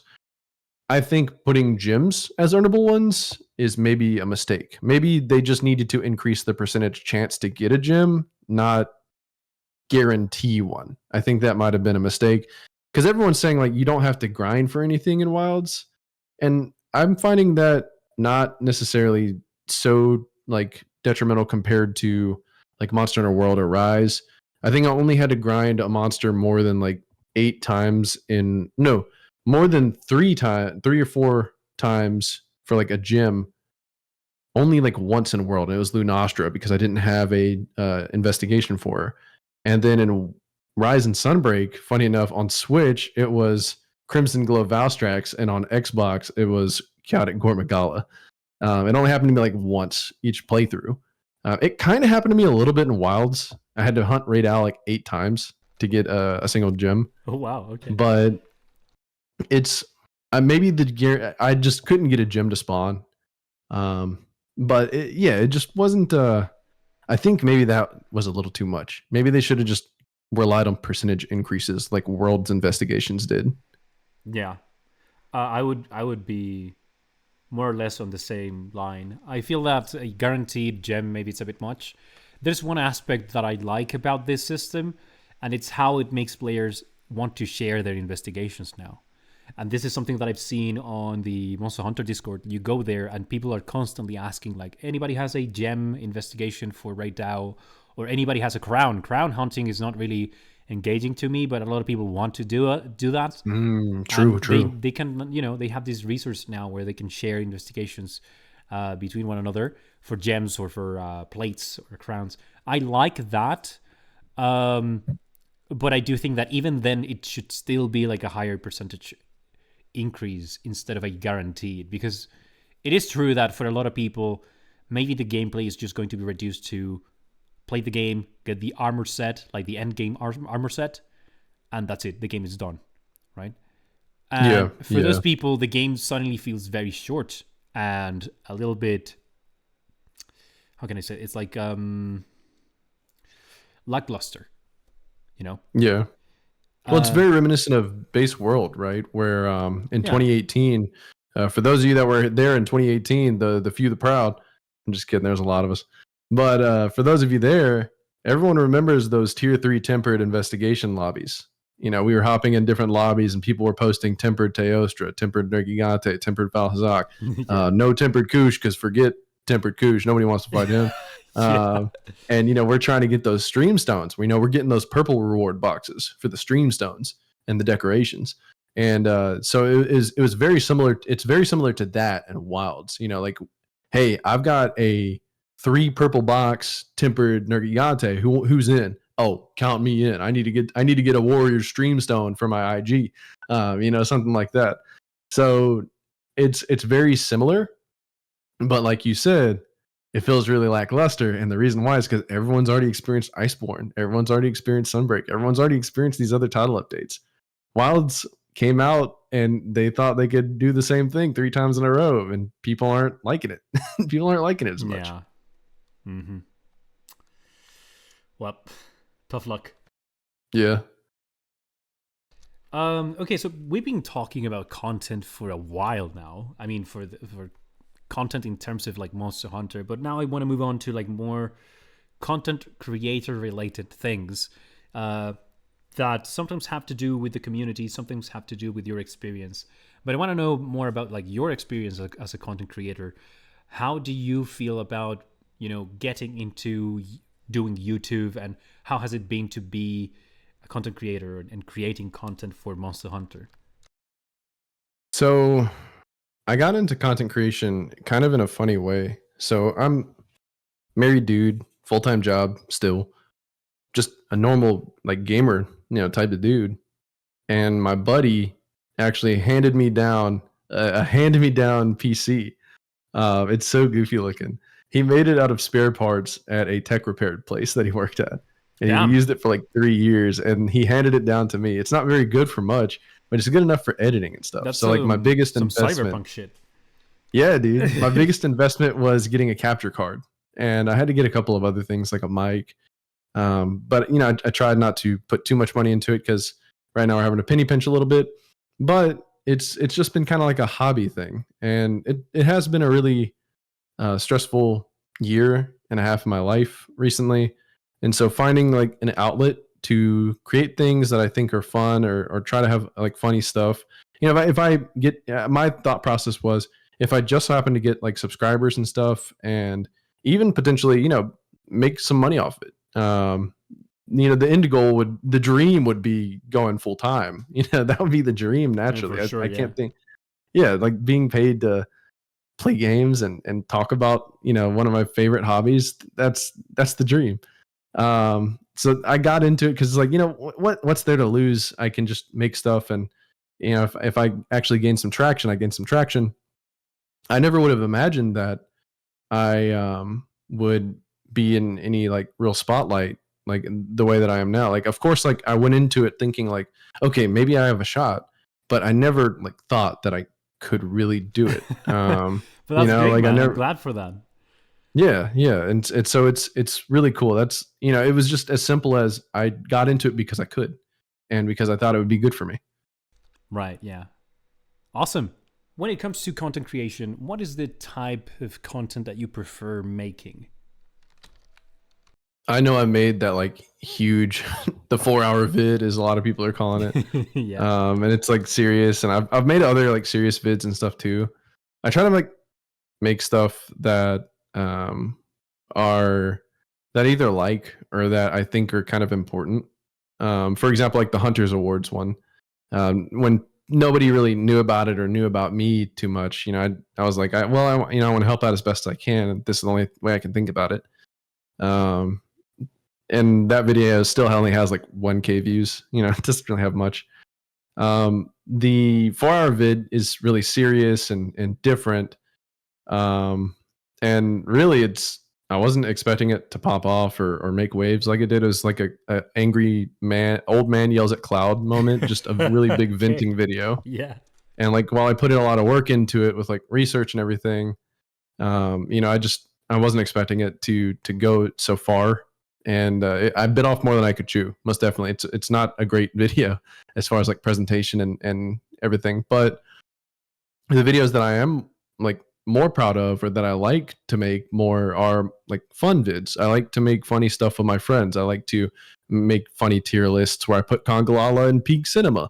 You know, and people can make comments on that. I have fun interactions there. I like reacting to funny dudes vids or you know, just different things, and try to make people laugh with my buddies and have a laugh with them as well. You know, I prefer that kind of content than the super serious, like mean man, you know, Yeah, I videos. can relate. Yeah, Yeah, so it's hard. I prefer being a funny man, being like a jester.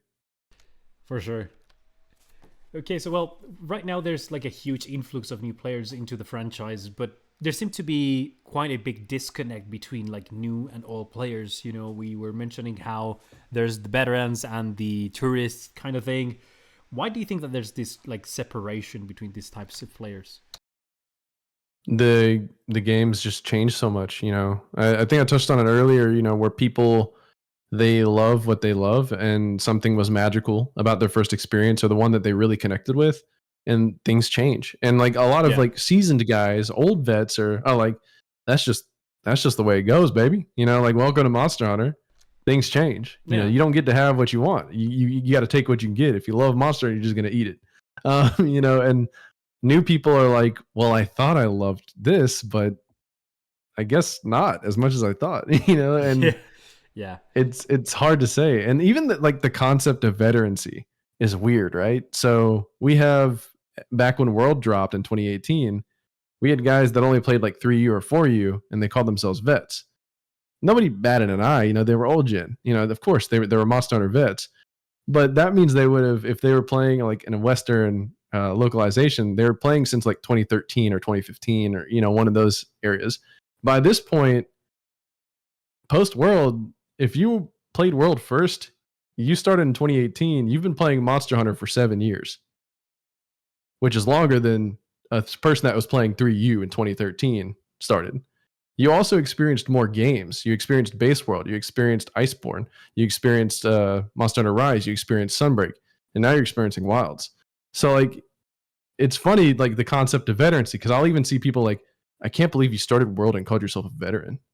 Not me personally, yeah. but like I've seen it on other people. I've seen it too. Well, you Yeah. know, what qualifies someone as a veteran? You know, like when is it their time to shine? When do they get to be a veteran? I actually don't And really find any value on the title itself. I feel like it's okay. Maybe you've played a lot of the game, but you know, even among veterans, even among people that have been playing for a long time, sometimes they haven't really engaged with like the deeper layers of the game just because they didn't want to or they didn't feel the need to. So like the title for me means nothing. But it is kind of worrying to see a disconnect between newer and older players because it seems now that whenever they try to somehow express their opinions, they cannot seem to, you know, they cannot seem to come to some kind of like consensus or middle ground to bridge the gap. That's Yeah. my main concern. Yeah. That is why I talk only about like newer and older players, because vets, it's so as you say, it is so like it's a nebulous concept. Yeah.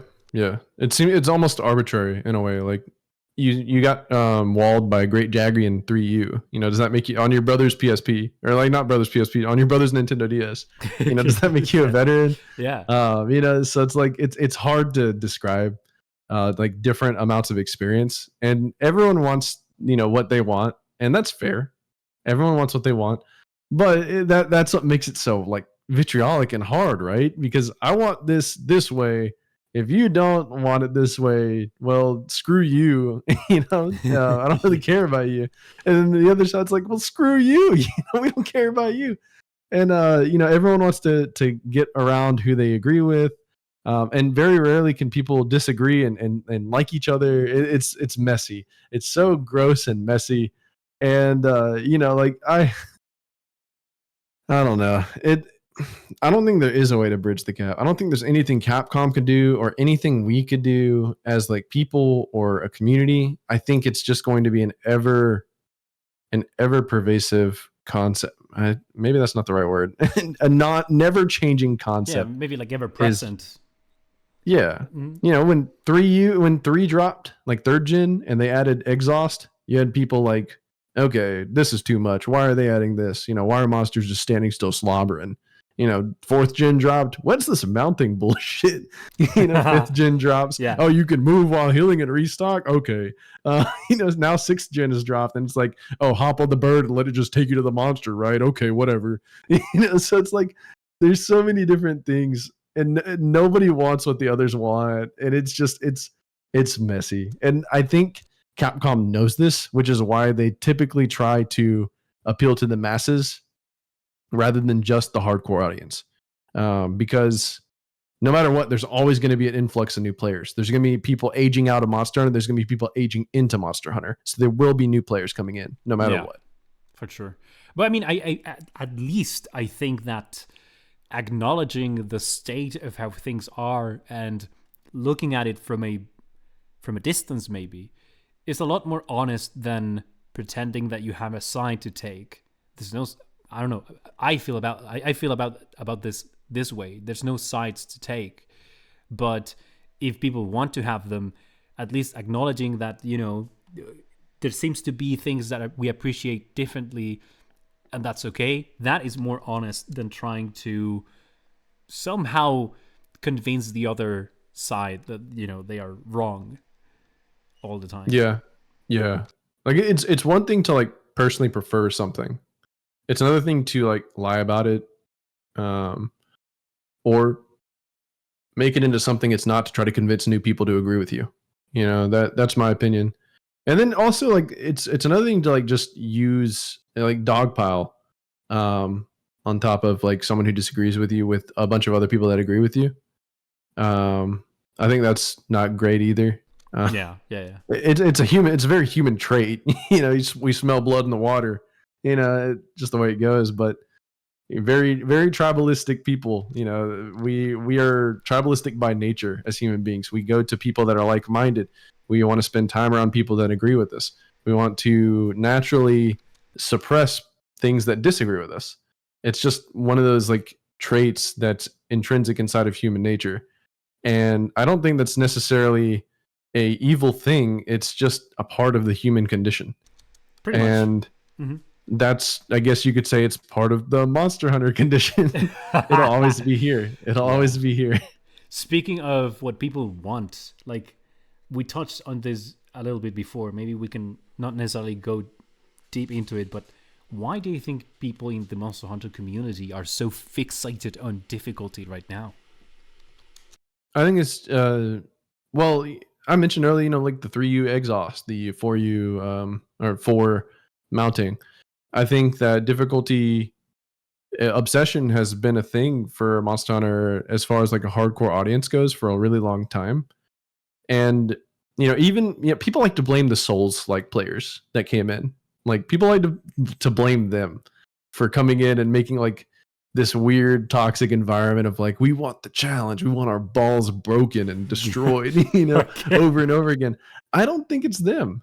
I don't think it's them, because even like Souls players, a lot of them were still like kind of chill in a lot of ways back with like before Elden Ring and stuff like that existed. A lot of them weren't just, oh, we want ball crushingly difficult. In fact, people criticized Dark Souls 2 Scholar of the First Sin edition because they seemingly tried to make it ball crushingly difficult in some ways for no reason, like getting jumped around every corner in every map. And so like, I don't think it's them. I think it's just this matter of, we have a lot of people that came in at one time, and Monster Hunter is more popular than ever. And we also have a different, like, media has changed. Before World, if you wanted to find like old gen like gameplay and like guides and stuff, you have The Godfather, you have Gaijin Hunter. Eric's was doing some work out that Yeah. time. And when World dropped, you had Eric's and Gaijin doing their thing. Rurikon started making waves. He started popping off during World and making great guides. Like, he was one of the first people to talk about how you should only run investigations if you're trying to farm. You shouldn't go for optionals, because of the extra rewards. And so, like, You want to know people were coming. something that might sound incredible, like unbelievable? What? My first source to check if you should do investigations instead of optionals was from Rage Gaming videos. That's true. Rage Gaming also popped off during World. Yeah, Rage Gaming was popping off at that time. And then we had like some other people that like were sprouting up that aren't really around anymore, but they were sprouting. Jin Jinx and Tuna, the Monster Hunter Math guys. Those even guys had were people awesome. I really liked their content. Yeah, dude, They only were talked cool. numbers. They never told anybody to play any way. They simply talked numbers. It was very interesting too, because like they would break it down, and it was like, oh man, like I can understand this, and I typically don't try to go too hard into the numbers. Thanks to them, I was able to understand a lot of different aspects of how to strengthen your experience and your builds. Like that's how I learned how to recommend builds to anybody, basically to all of my friends back in World. Exactly. Yeah. And like all these guys, they stick out to us because like there was no one like them around. And now like Wilds is out. We have 10 channels for every single new thing. We have everyone's posting builds, everyone's posting math, everyone's posting guides, everyone's posting decoration farming, night flower pollen. Like everyone's doing everything. And there's just no way you can avoid seeing Monster Hunter Wilds in people competing for like different forms of content. And that plays a role into our obsession with difficulty, because we are also seeing more people than ever being critical because of difficulty. Like we're seeing it in mass. There were a lot of old gen people that didn't like World's difficulty. They thought that restock trivialized the game. They thought moving while healing was gratuitous. They thought, a lot of different aspects from World were babifying Monster Hunter. But the problem is we didn't have like 20 different reviews and 50 different people talking about how Monster Hunter World was easy and how it was a problem and all these different things, and how the cost of mass appeal is casualizing the series and it's disenfranchising the original audience. We didn't have that many people talking about that. Yeah. We had a bunch of people that were like, look at this game. Look at Monster Hunter. This is awesome. Why was I never shown this before? That's what we had in World. Yeah. And now in Wilds, we don't have that anymore. We have a lot of people that are grizzled and they're like, yeah, it's just not hitting the same way. And that's fair. But now new people, they don't get that special experience of sharing, like learning with everybody. They don't get that special experience of everyone's loving this. Everyone's like thinking this is awesome. And anyone that's like being negative about it is like, just go away, dude. Like if you don't like it, I think no. Sorry, go. They don't get that. Mm-hmm. The biggest shame for me is how the discourse around Monster Hunter being easy, especially Wilds, is that it's going to take any possible feeling of accomplishment or of self improvement to players that are actually struggling with the contents of Wilds, especially like people that are new to the franchise. Now it's like, True. All right, well, I guess, after 50 attempts with Archibald, I finally managed to beat it. But it shouldn't have taken me this long because the game's supposed to be easy. Like, what's wrong with me? And I Yeah, think like that's guess I'm bad. yeah, You and know? that is a real conclusion that people sometimes draw based on the general discourse of the community. Same thing happened, and maybe this is why people are blaming the Dark Souls communities, because I do think that the Monster Hunter community, is a bit more helpful when it comes to these things. But when you asked for help in the Dark Souls community, everything you would get would be get good, right? And it That was was like the meme. it Yeah, was the that was the meme, meme. but like people would throw that around, and but sometimes that can be very frustrating to deal with, even if it's a joke, right? Yeah. Well, I And mean, Monster Hunter had like similar equivalents. Like you don't have to you don't need good gear if you don't get hit, or like just iframe it, things like that. true, yeah, Like or no, it was don't get hit. That was it. Like don't get hit. How yeah. can I beat this monster? Don't get hit. A Like throwback okay. to my guy Isaiah from Smash Melee, but anyway, it's a very obscure reference. Anyway, yeah, don't get hit. So those things, for example, even though they were thrown around in the Monster Hunter community, I still feel that the general first impression or reaction for most people is to try and help in any way possible, right? They have a general, and I can vouch for this because I've had experiences with completely random strangers on the street that have noticed that I liked Monster Hunter, and they have just completely gushed about it, right? That's cool. It That's actually is. really It cool. was one of my most surreal, but really like it kind of like validated this idea that Monster Hunter has one of the most positive communities, because just a random guy on the street really liked the fact that I liked Monster Hunter. And Yeah. so that interaction really confirmed it for me. But then, now what we have is a whole like just doom and gloom, full doomer posting, which I think it's also fine because I also have my gripes with the game, but I don't tell people that I can point out a problem with the game. I'm not gonna tell you that you should care less about the game because of it. Yeah. Yeah. Critical There's discussion naturally for going to me be is negatives. different from just discourse around the value of the experience. Yeah. Yeah. And there's going to be negatives, there's going to be things that people like or dislike about each new entry. One of my biggest issues with what's happening with Wilds is the same thing that happened with Rise. It's the same thing. And it's like Yeah. Rise, it was kind of like I wasn't around, I wasn't on YouTube for that. But I saw it and it was annoying and it wasn't fun and it ruined a lot of people's first experiences with Rise, and it even made a lot of people not play Rise. And now, like with Wilds dropping, we have people that are going back to Rise and they're playing it. They're like, well, maybe I was too harsh on Rise.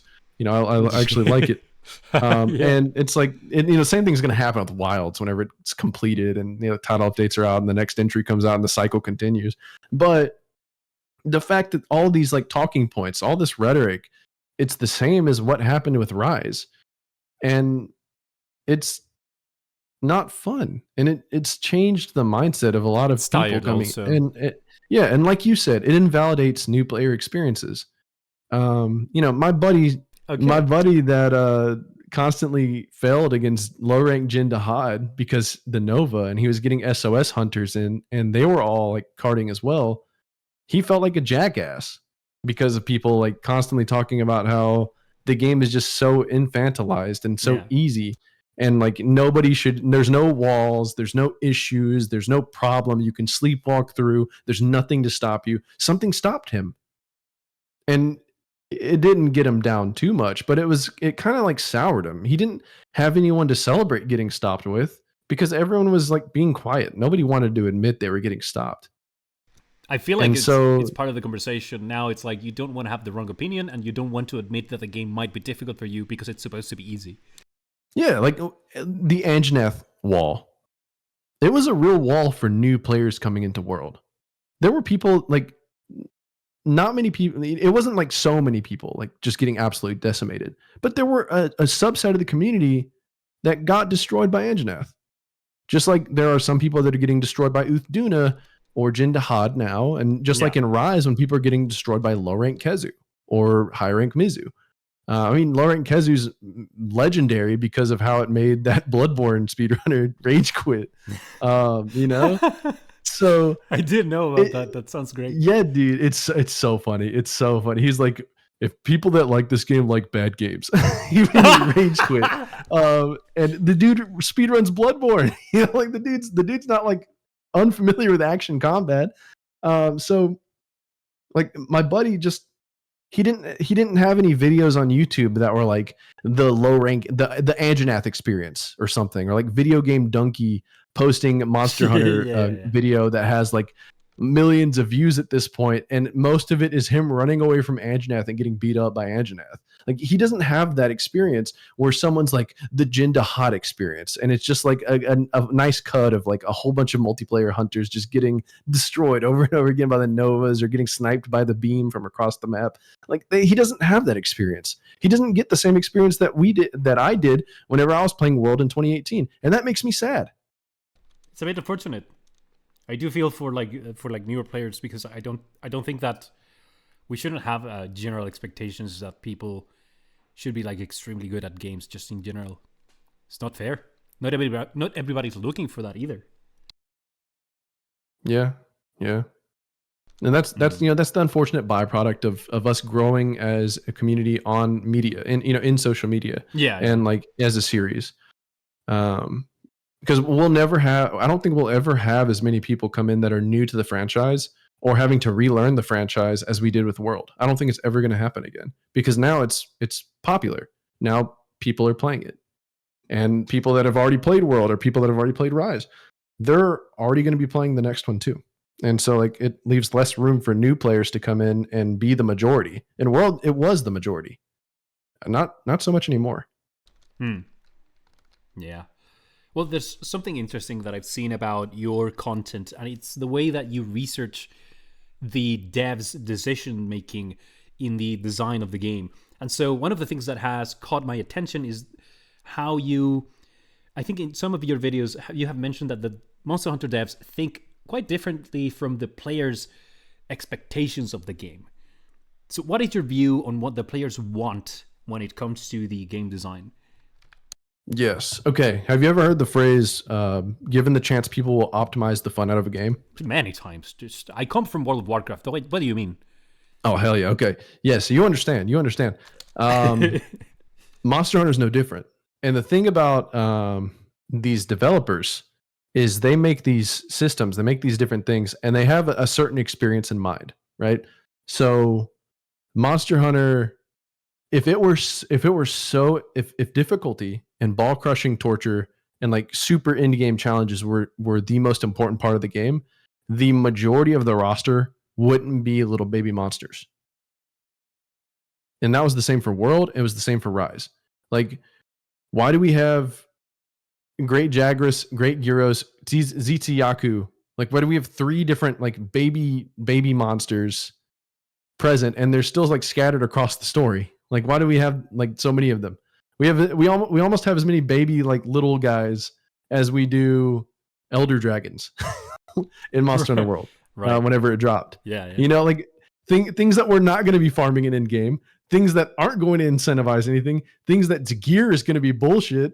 You know, there's no incentive to fight them, but they exist, and they take up almost as many slots. And they take up development time too, because they have their own movesets, they have their own mentalities, they have their own like everything.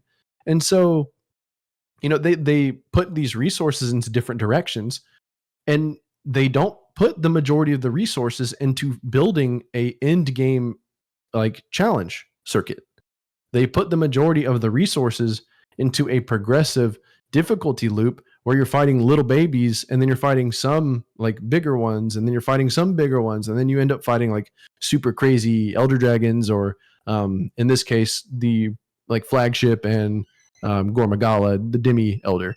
And so you had Gore the demi elder, and you know, you have all these different fights that are in the end game, but they're not the primary focus. You know, people are worried about, you know, the different types of reward. People are worried about what am I building up to? What am I going to fight? And they don't really think about the game that same way. They think about it as, Well, we want you to fight all the monsters. We want you to have fun with all the monsters. We want you to enjoy the experience all around and not just rush through to trying to fight the in-game stuff and make yourself as powerful as possible. If they didn't think that way, they wouldn't have so many skills that were either useless or redundant in across the series that people like barely ever use, especially if they only stick to meta. They wouldn't have so many different weapons and different things like that would just be automatically discounted because they don't have high enough raw, they don't have high enough sharpness, they don't have high enough affinity. There's so much like loose stuff in these games that hardly ever get used, and things like layered equipment takes that away even further because now there's no reason to run these worse weapons. You can just make the weapon layered if you want. So there's just so many things that as I guess I'm not a developer or anything, but I can imagine if I'm creating something, I take pride in it, I want people to enjoy it as well. And so I've created this new system of being able to, if you want to start a quest, you go into the map, you start attacking the monster, and then or you can see the rewards that they have with the star system. And look, here's Cuckoo that just got in. He's 5-star and he offers like a flying wyvern gem. Okay, I can go fight him real quick while I'm waiting on something else to show up. And that's literally the way they described the system. They were like, we think people will, and I touch on this in one of my most recent videos, but they're basically like, we think people will enjoy the ability to just stay in the map and hunt different things as it comes in. And you see something with rewards that you want to fight, and you're like, okay, I can go fight that, and people can just stay hunting for longer without interruption. It's cool. It's a cool idea in theory, but it's not realistic to what a lot of the player base is going to do. What the player base is going to do is they're going to sit and rest over and over again until they see investigations that are really good. They're going to save those investigations. They might do the field survey there, and then they're going to just rest and continue doing it over and over again. Kind of like optimizing the fun out of the game. You're not playing it with the intended direction. And I think that's one of the biggest disconnects, is because these developers, they make these systems they're proud of, and they want you to interact with them in a certain way. Even like think about like weapon design and mechanics as a whole. There's a lot of times in Monster Hunter history where weapons will have moves that people just don't use. So for example, before Wilds, the greatsword had that upswing that was not really useful in New Gen. Nobody really used it for anything. Why is it even there? There's not really a purpose. But the funny thing about it is, if you ever watch the devs play any of these games and any of their developer streams, they're using moves like that. Right. Because they're proud of it. Yeah, I see what you mean. Yeah. And so like it's not just a matter of, oh, we have a whole bunch of fat in our game, or, oh, we've made the system that isn't centralized properly. They don't feel like it's centralized. They don't feel like the extra stuff is fat. It's just there. And that's really and truly like, I don't think they're experiencing cognitive dissonance. I just think that's legit, like from their interviews and stuff. I think that's just the way they feel. And it goes into possibly, different cultural standpoints. Japanese developers as a whole, they take more pride in games, period. In fact, funny enough, I heard about like a Nintendo like drama kind of where they sold the Wii, and they tied in like Wii Sports and Wii Play along with it. And these are like basic little games and not really too big of a deal. But the president of Nintendo was furious at the idea of selling the Wii and giving those games out for free. And basically he was furious because he was like, you don't understand how much pride and work goes into these games. You don't appreciate games the same way we do. And that was an interesting take for me. It wasn't like just a straight up marketing thing, like because it ended up like the Wii is it was the best selling Nintendo device before the Switch. It ended up like doing great, and a lot of it had to do with Wii Play and Wii Sports. But he was upset because it's almost like the idea of like giving that out for free, it diminishes the work that the developers did. And in the same way, the Monster Hunter developers, maybe aren't conceptualizing the fact that people don't want to interact with the game the way they do because they take so much pride in it.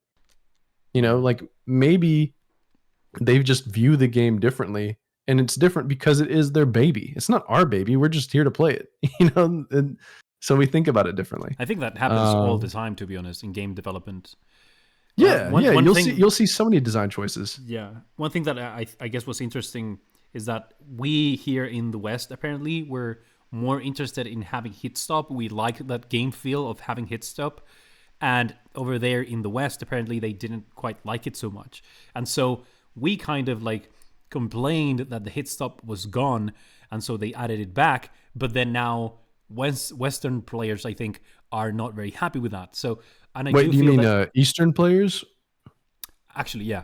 Sorry, my bad. Okay, so Eastern players do not like hit stop, right? And we wait. So the Japanese community doesn't like hit stop? I've heard that they don't enjoy it very much, and so that's interesting. We complained that they had removed a lot of hit stop from the game, and we wanted it back. So the developers were like, "Sure, okay, we can do that." And then now they are having complaints from the East, and so I do think that we also have this problem where it's an Eastern company.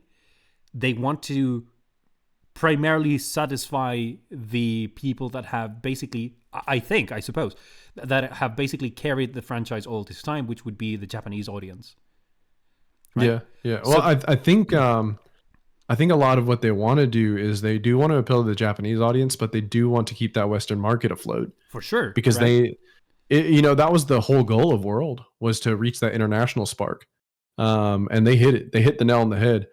And with Wilds, it looked like they were trying to prep it up. I mean, remember Return to World campaign? They were like, "Hey, if you want to be prepared for Wilds, play World, because be expecting more of what we got here whenever Wilds comes out." And that kind of shot them in the foot a little bit because people were expecting World too. I think it was great. Like the intention was great at the beginning, but then the way that it turned out maybe was not the best. Yeah, win World 2. Yeah. So just in general, it seems that there's always going to be a little bit of friction when it comes to, like, especially when it comes to communicating these things to Capcom, mainly because they also have a different audience to satisfy, right? Yeah, and you know what? Maybe there's a lot of, in fact, funny enough, in the video I pointed out the whole, like, the way that they view the expeditions in Wilds, like you can just hunt whatever comes your way. There were people even in the comments of that video that were like, "Yeah, that's the way I play," and I'm like, "Wow." Like, and it wasn't just like one person. Too. Like sometimes I don't really have a goal. I just want to like practice my weapon, right? Yeah, I just go for practice. So I just look at the map, go out there, hunt whatever it is that there's in the map. It's a fun concept, but it's funny that there's even like amongst us, Western audience, there's people that are like, "Yeah, that's the way I play." Yeah, what do you mean? You don't play that way. It's like they can't. They're playing it different already. Mm-hmm. All right. Well, so getting to the end almost here, I wanted to ask you, what is the most insane take that you have heard about Wilds so far? Oh. Or maybe a take that you strongly disagree with. I heard the take that World had as much prep as or was closer to prep as like 4U and GU, like 4th gen, than it was to Wilds. Like that's how much prep Wilds dropped. Yeah, I heard that. What? It's kind of like more of a take about World, but it does have to do with Wilds in that basically the take is Wilds stripped down prep so much that even in compared to World, which had already stripped down the prep, that World was just closer to 4th gen. I don't think the prep was stripped down that much compared to World. So I would have to say, like, as far as like takes goes, I think that's a negative take about Wilds that just isn't really true. I think that was the wildest take I've heard. Okay, then.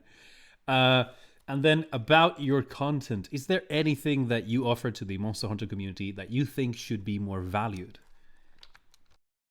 I think when I'm not making really shitty 4.5 hour long videos, I think that I try to make people laugh and entertain in a different way. And like I'm hanging out I make videos with my friends, and it's just Monster Hunter players having fun.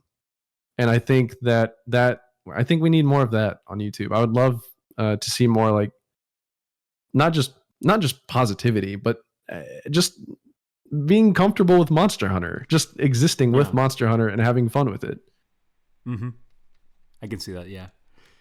All right. Well, what about the current goals that you have for your channel moving forward?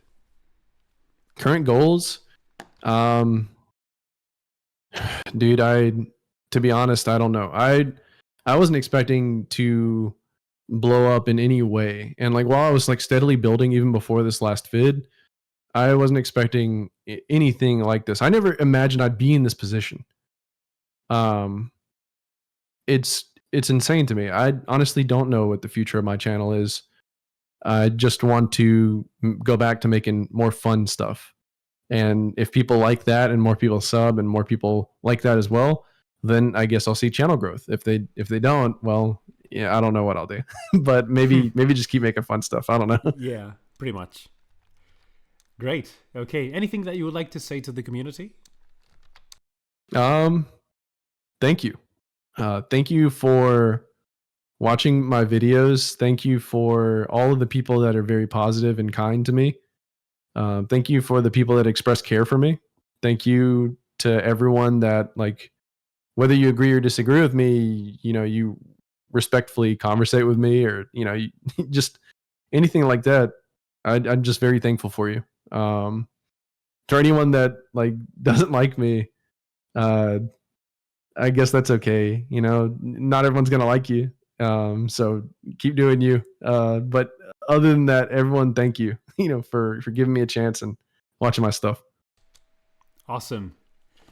And well, yeah, thanks to you for putting the effort. I think that, what you're seeing now is just basically a result of your effort and your dedication to the content that you create. So it's only fair. I appreciate that, too. For sure. You're next though. What? You're next. What? Yeah. Nah. Yeah. We're gonna get you blown up, dude. What are you saying? Okay. Anyway, so Mr. Monster Hunter Meatman, it was a pleasure to have you here. I had so much fun with the conversation. I think we touched on some really interesting points. Just in general, I do hope that this brings like new perspectives to people in general, because I feel like the arguments that are circulating around are just tired and just overused and repeated all the time. And I would like to see more, sometimes not even more complicated conversations or elevated conversations. Sometimes just different can do. And I think that's what we managed to do today. So for that, I appreciate it a lot. I appreciate your time, and I thank you for giving me the opportunity to do this. So thank you very much. Dude, thank you. And I got one more thing to say to the community. Oh, okay.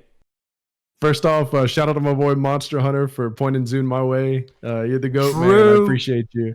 Also, if you are watching this and you have not subbed to Zune yet, dude, do it. Watch his other stuff. He's got a good backlog going. This man, I'm thoroughly impressed with him. I don't know why he hasn't hit 1,000 subscribers yet. This guy is more talented than me. He's got a better voice than me. What? This guy is great. This guy is great. Sub to him now. Sub to him now. All right, I appreciate it a lot. So I'm gonna stop the recording now. Thank you. And there you have it. I had so much fun on this episode, and I truly believe that we've managed to bring new perspectives to the conversations surrounding the game right now. A huge shout out to Monster Hunter, who recommended me MH Meatman's channel. If you're looking for a channel that will make you a master of Monster Hunter, go watch Monster Hunter videos, go sub to his channel, because he has some serious quality going on over there. It is thanks to him that we had this episode this time around. And of course, huge thanks to MH Meatman for taking the time to be here. If you haven't subbed to his channel, go have a look, go give him a sub. He's got a growing community in a Discord server called the Steakhouse. I myself have been having a lot of fun with them over there, so give his channel a chance, it will not disappoint. As for me, I just want to thank you if you made it to the end of the video. Don't forget that I have other episodes of The Curious Hunter with speedrunners Jussie and Monster Hunter, so if you like this one, you might find those interesting too. As always, my name is Sun, and until next time,